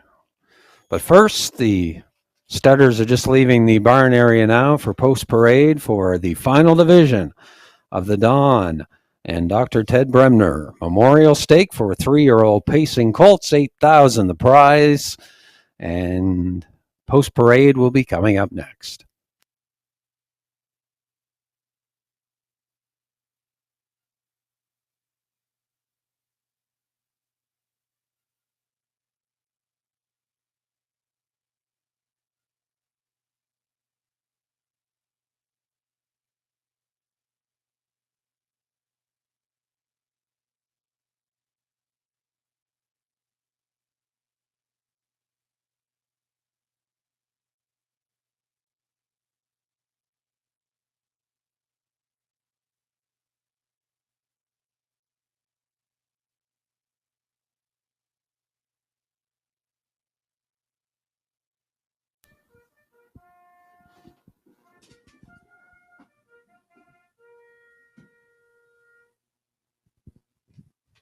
Horses and drivers for race number 6 now on the racetrack for the post parade. Race 6 is the final division of the Dr. Ted and Don Bremner Memorial. This one a colt division going for a purse of $8,000. Number 1, Stash It Away, owned by Reg McPherson of Prince Edward Island. Kevin McLean does the training. Corey McPherson is the pilot from the rail. Stash It Away. Number 2, Fern Hill General, owned by Peter Smith and Gerald Morrissey of Prince Edward Island. Earl Smith does the training. Brody McPhee will do the driving from post 2, Fern Hill General. Number 3, JJ Xavier, owned by David Lunn of Moncton, New Brunswick. Earl Smith, also the trainer of this fella. Mark Bradley will do the driving from post 3, JJ Xavier. Number 4, Roll with Hottie Toddy, owned by Trevor Hicken, Todd and Trish Hardy of Prince Edward Island and Nova Scotia. Trevor Hicken does the training. Miles Heffernan will do the driving from post 4, Roll with Hottie Toddy. Number 5, Fern Hill Gusto, owned by the Greyland Farms of Nova Scotia. Mark Campbell does the training. He will do the driving from post 5, Fern Hill Gusto. 5 colts to contest race number 6, the final division of the Dr. Ted and Don Bremner Memorial. $8,000 is on the line. Daily double, exactor, triactor, win place are your betting features. Don't be left out on race number 6.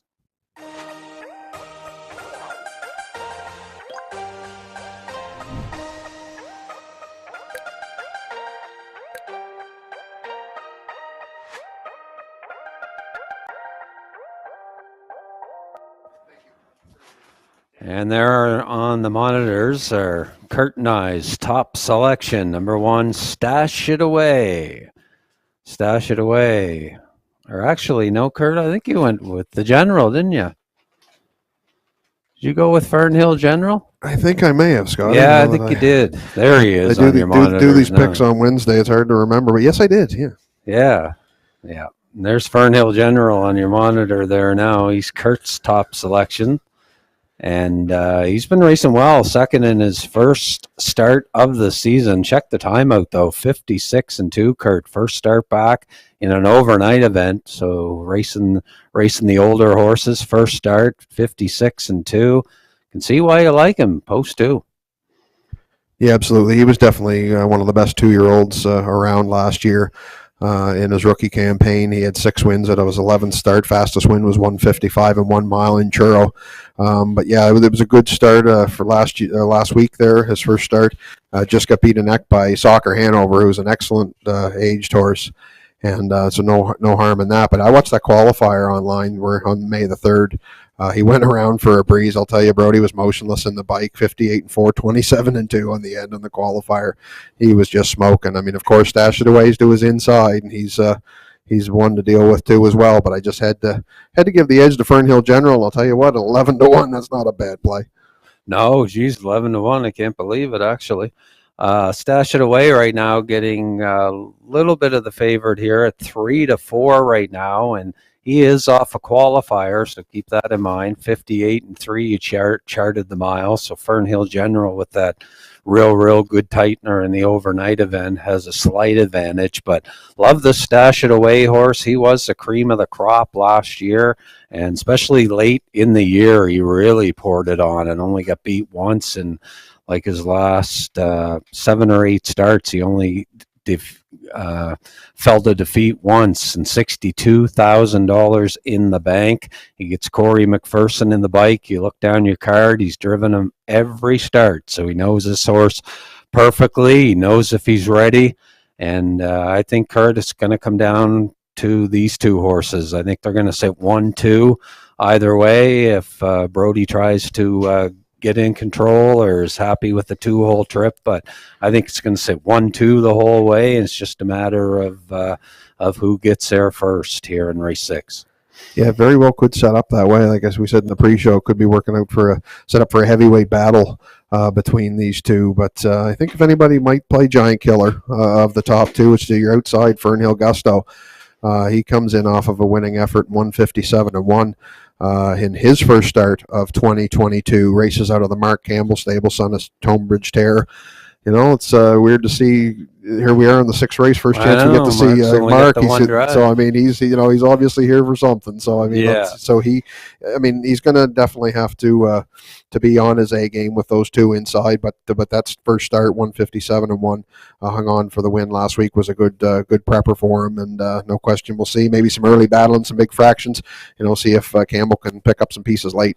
Yeah, you can never count this guy out, that's for sure. He's been the leading dash winner for a number of years here in the Maritimes, and has they call him the king over in Prince Edward Island, and he has sat all afternoon and watched the races go, Kurt, so I think he's going to get as much as he can.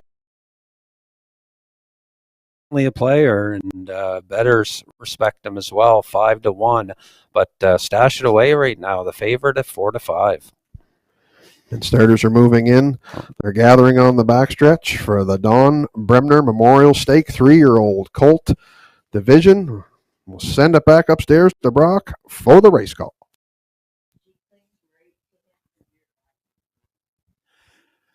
Thanks, Kurt. Race 6 Pacers are on the backstretch from the rail out. We have Stash It Away and Corey McPherson. Fernhill General with Brody McPhee. JJ Xavier, Mark Bradley. Roll with Hottie Toddy, Miles Heffernan outside. Fernhill Gusto and Mark Campbell. 5 colts. It's stake time. It's Dr. Ted and Dom Bremner stakes for $8,000. The colts are at the top of the stretch. Here they come.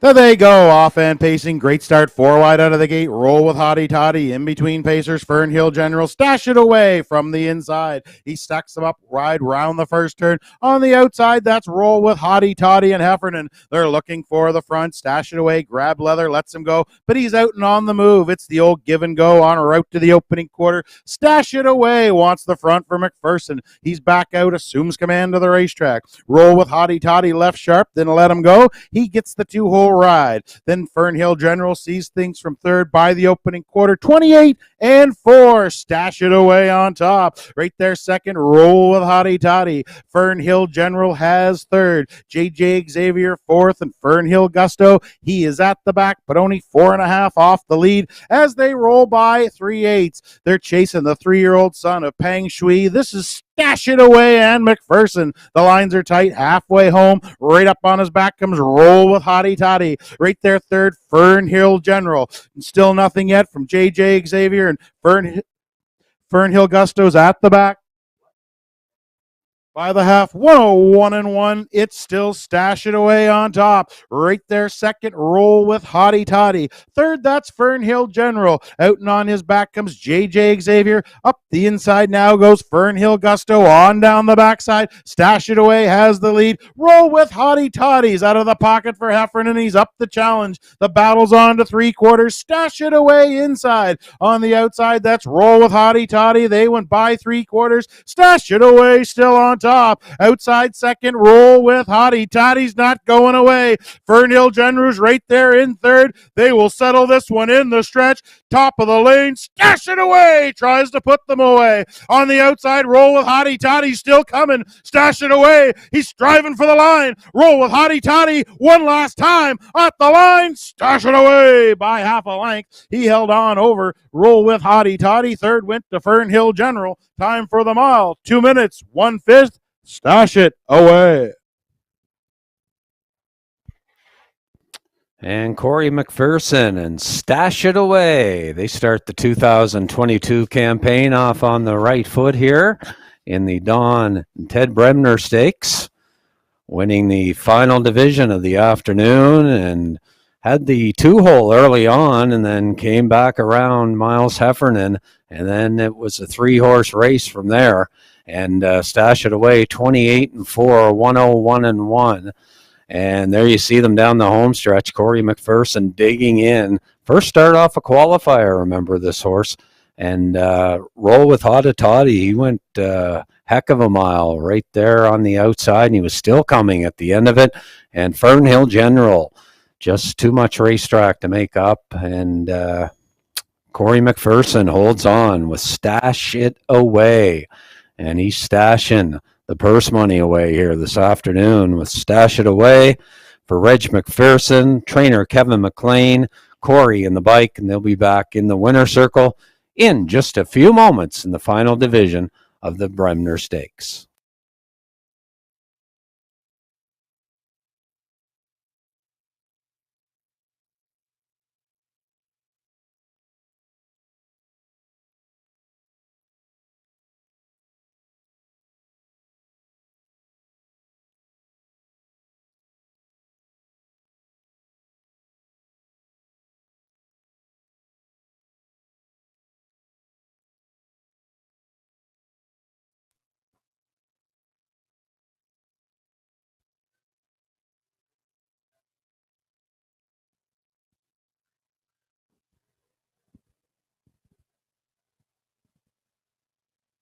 Now making his way back in front of the fans comes the winner of race number 6, the Dr. Ted and Don Bremner Memorial for 3-year-old pacing colts.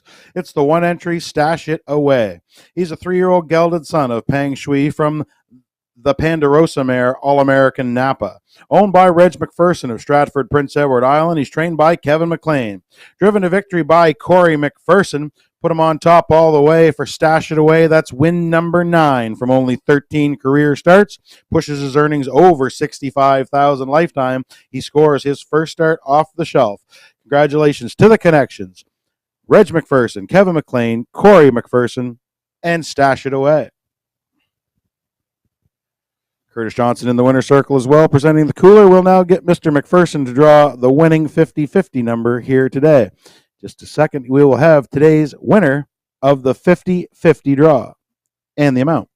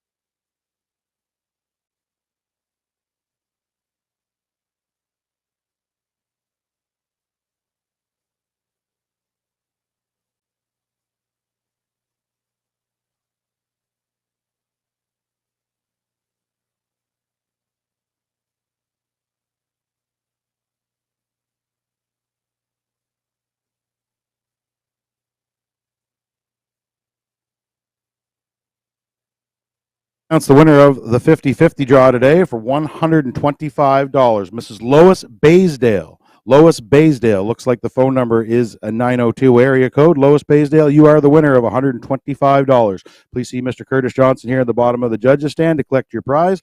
$125. Lois Baysdale is our 50-50 winner here this afternoon. Congratulations.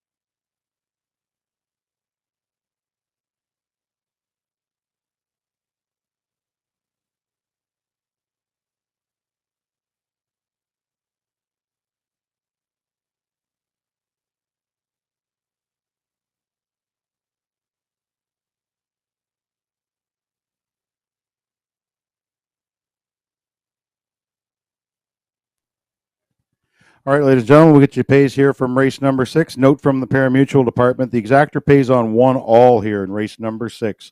There was no 1-4 exactor sold. Therefore, 1-all is your winning combination here, and that returns you $3 even. Stash It Away returns $6.40 to win, $7 to place. The 4, Roll with Hottie Toddy, $2.40 to place. As I said, the exactor pays on a 1-all combination, $3 even. 1 on top with anybody for second. And your $2 triactor, 142 is the winning combination on the try. Race 6 triactor returns $87.60, $87.60 on the triple there in race number 6. 1 live dash coming your way. Starters for race number 7 will be making their way onto the racetrack in a couple moments' time.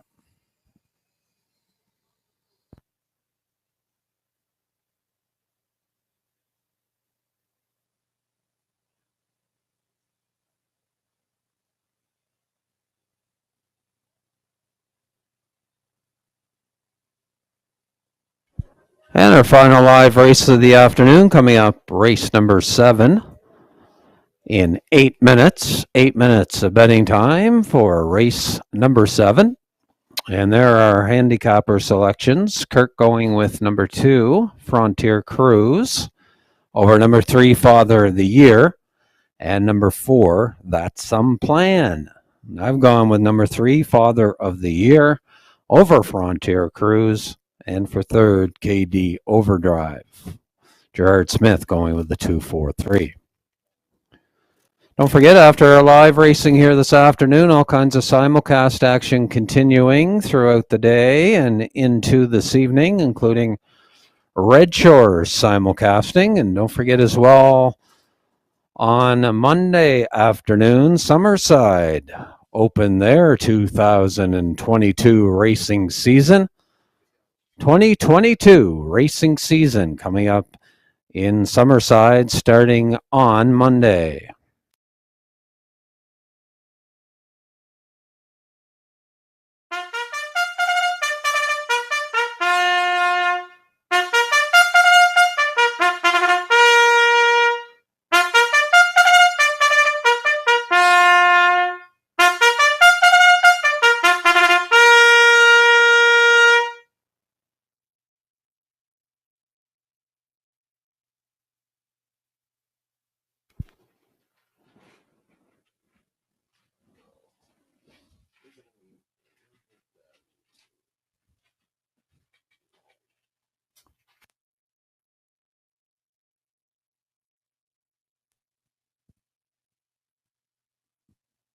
Starters for race number 7 now on track for the post parade. Race 7 goes for a purse of $2,500.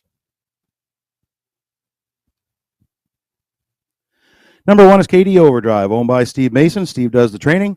Kyle Mason is in the sulky from the rail. KD Overdrive. 2 on parade, Frontier Cruise, owned by Jean Beliveau and JC Beliveau. Jean does the training. Mark Haig drives from post 2, Frontier Cruise. Number 3, Father of the Year, owned by Dr. Mitch Downey of St. John. Ellen Stevenson does the training. The doctor's in the bike from post 3, Father of the Year. 4, That's Some Plan, owned by Bob McNeil of St. John. Bob does the training. Dave Dowling will drive from post 4, That's Some Plan. And rounding out the field from post 5 is Montrose Hope, owned by Harvey Home of Alberton, Prince Edward Island. Lucy St. Amour does the training. John Davidson will drive post 5, Montrose Hope. Exactor Triactor Win Place your betting features. Race 7 goes for a purse of $2,500. The Pacers will be going to the gate in 5 minutes' time.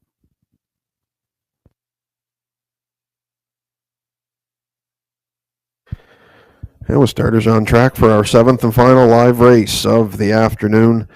Field to 5 to close it out here this afternoon. Very competitive field in this one indeed. I'm going to Frontier Cruise. Going to look for him to double up here. I used him last week. He was able to get the job done. I'm going to look for him to do so again. He's on screen now, and it is 4 to 5 on the board currently. He qualified at EPR on May the 7th in 2:03 and 2. Mark Haig was aboard in the qualifier. Mark was not here last week. Johnny D got the call, got up for the neck victory over GA Speed Sammy in 59 and 3. Back in this week. Mark's aboard on. He's got the 2-hole to work with. I expect we'll see him put into position early, Scotty, and I think Frontier Cruise could make a 2 for 2 in New Brunswick. Yeah, I like this horse. They got him in Woodbine just towards the end of October last year, and I think the night they got him, Kurt, there was multiple claims in on him, and the guys from Moncton scooped him, and looks like they got a nice little racehorse. I shouldn't say little horse. Look at the size of him. Nice, big horse. And Son of Sunshine Beach out of an Apache Hanover mare. And the Bellevos own this pacer. And John Davidson setting the 2-hole with him his last start. And returned to winner, 159 and 3. Just got up in the final stride to beat GA Speed Sammy. And getting all the respect on the tote board right now at 1 to 2. 1 to 2. Mark Haig looking for his second driving win. I believe, yes, he opened the program up today with Roland Pegg, and he's looking to close it out here with number 2, Frontier Cruise. And right now getting 4 to 5 odds on number 2, Frontier Cruise. I went to number 3, Father of the Year, Kurt, for a bit of a long shot, and he's a big long shot right now. 32 to 1. 32 to 1, and just thought he'd be a little bit better this week. He was only 5 lengths off last week, was never really in the race, finished 4th, pace a mile in 2 minutes and 3/5, was beaten 5.5 lengths, and won a pretty good qualifying mile, 2:02 and 4. So I think his second start back, he's going to be that much better. He continues with the Lasix this afternoon. So looking for a better effort here from number 3 in his second outing in the year, Father of the Year. You're going to get some good value if you play him. I think 32 to 1 to win right now on number 3, Father of the Year. But looking for some value, I went with him, Kurt, and I think we both kind of agree for the third horse. Who did you pick on the third here, Kurt? I went with That's Some Plan. Okay. Put him to round out the try here for Team McNeil. David Dowling gets the call here this afternoon. It's a horse that they had been racing in Maine prior to his switch here to New Brunswick, and he had a good first start for them here in New Brunswick, 2 minutes and a 5th last week, third to Frontier Cruise and GA Speed Sammy. So he's got some similar competition to go with against today. 5 to 1 currently on the board right now. We'll see Dave Dowling, the driver change from Stephen Trites from last week, so we'll see what Dowling does to get him into position. But I mean, he's a classy old horse, 11-year-old son of some beach somewhere. With $167,000 on his papers, so he knows how to get the job done. So we'll see what kind of trip works out for him, Scotty, but I thought he could catch a piece of the ticket as well. Yeah, I went with number 1, KD Overdrive for my third pick in here. KD Overdrive, of course, a winner last week, and did it the hard way. Came first up in his first start of the season, 2:03 and 1. Kyle Mason driving, beat Brandon's Glory and JJ Brienne, and looking for win number 38 of his career. And what a career he's had, most of it here in the Maritimes. $117,000 earned. and a lifetime mark taking over Charlottetown, 155-1. So again, looking for win number 38. He's got the inside post, and I'll tell you, this horse can leave too. When he's got the inside post, he's a one that can get off the gate, and if he could ever get there, Kurt, he's got a good shot. Number 1, KD Overdrive here with Kyle Mason, and he's getting much the respect here at 3-5. Yeah, he looks like he is going to probably go to the gate as the favorite, pretty close between him, KD Overdrive, and Frontier Cruise. Last chance to wager here on race number 7, our last live race of the afternoon. Field is moving into position. Field 5 to contest the event. Wings open, wheels are rolling for the last time today. We'll send it upstairs one more time to Brock McCackram with the race call. Thanks, Kurt. Race 7 also wraps up the pick 5, and good luck to anyone with live tickets. Looks like live tickets available with 2, 3, and 4. Horses 1 and 5 would trigger a carryover situation to next week. Starters for race number 7 now on the turn from the rail out. KD Overdrive and Kyle Mason. Frontier Cruise with Mark Haig. Father of the Year, Mitch Downey. 4, That's Some Plan with Dave Dowling, and outside 5, Montrose Hope and Johnny D. 5 pacers, race number 7. Time to wrap up the card at EPR. Gates at the top of the stretch. Here they come.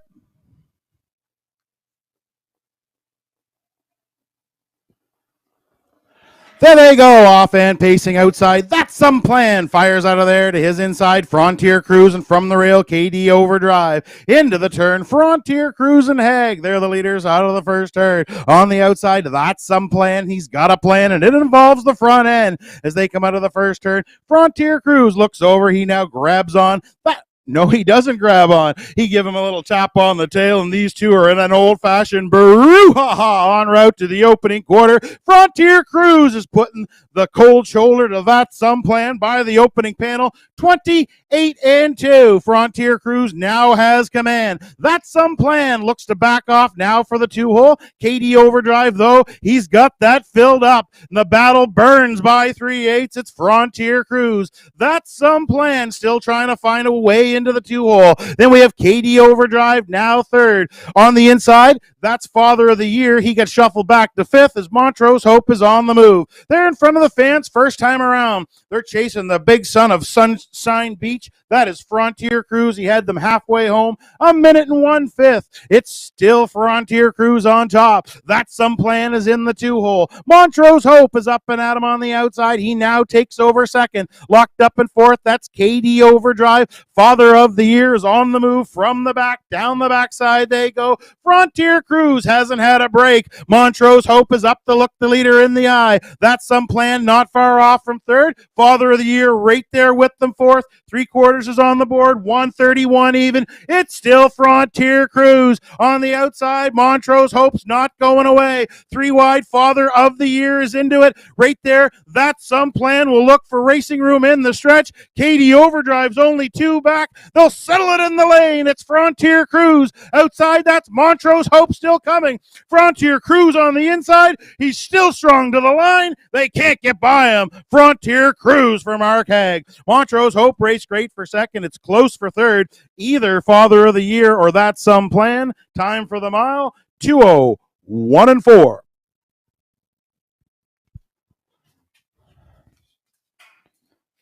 And the haggler, Mark Haig, started the day off earlier today with Rollin' Peg. And then he finishes up the card with number 2, Frontier Cruise, here in the finale. Son of Sunshine Beach, owned by the Bellevaux of Skaduk and Dieppe. Jean-R Bellevaux, the trainer. Mark in the driver's seat. He's 2 for 2 on maritime soil since coming from Ontario. There you see him, 28-2 at the quarter, the half in 1 minute, 1/5, 3/4, 1:31. And there you see him digging in the home stretch. Montrose Hope looked to almost get by him there at one point, and Father of the Year had tipped out and looked good. But Frontier Cruise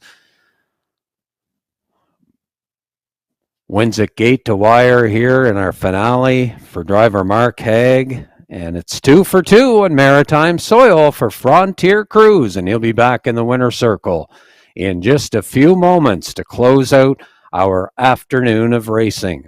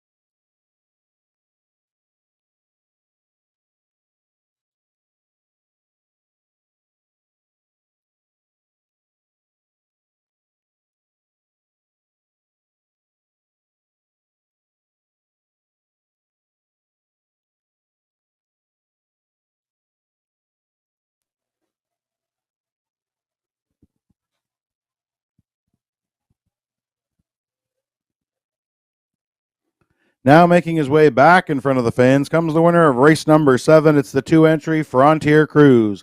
He's a 5-year-old gelded son of Sunshine Beach from the FT Apache mare, 'Cause You're In It to Win It. He's owned by Jean-Charles Bellevaux of Scadouk and Jean Bellevaux of Dieppe. Jean does the training. Mark Haig did the driving. Frontier Cruise. That's 2 in a row for him, 2 for 2 on the season. He's our top class winner 2 weeks in a row here at Exhibition Park. Congratulations to the connections, Jean Bellevaux, JC Bellevaux, Mark Haig, and Frontier Cruise.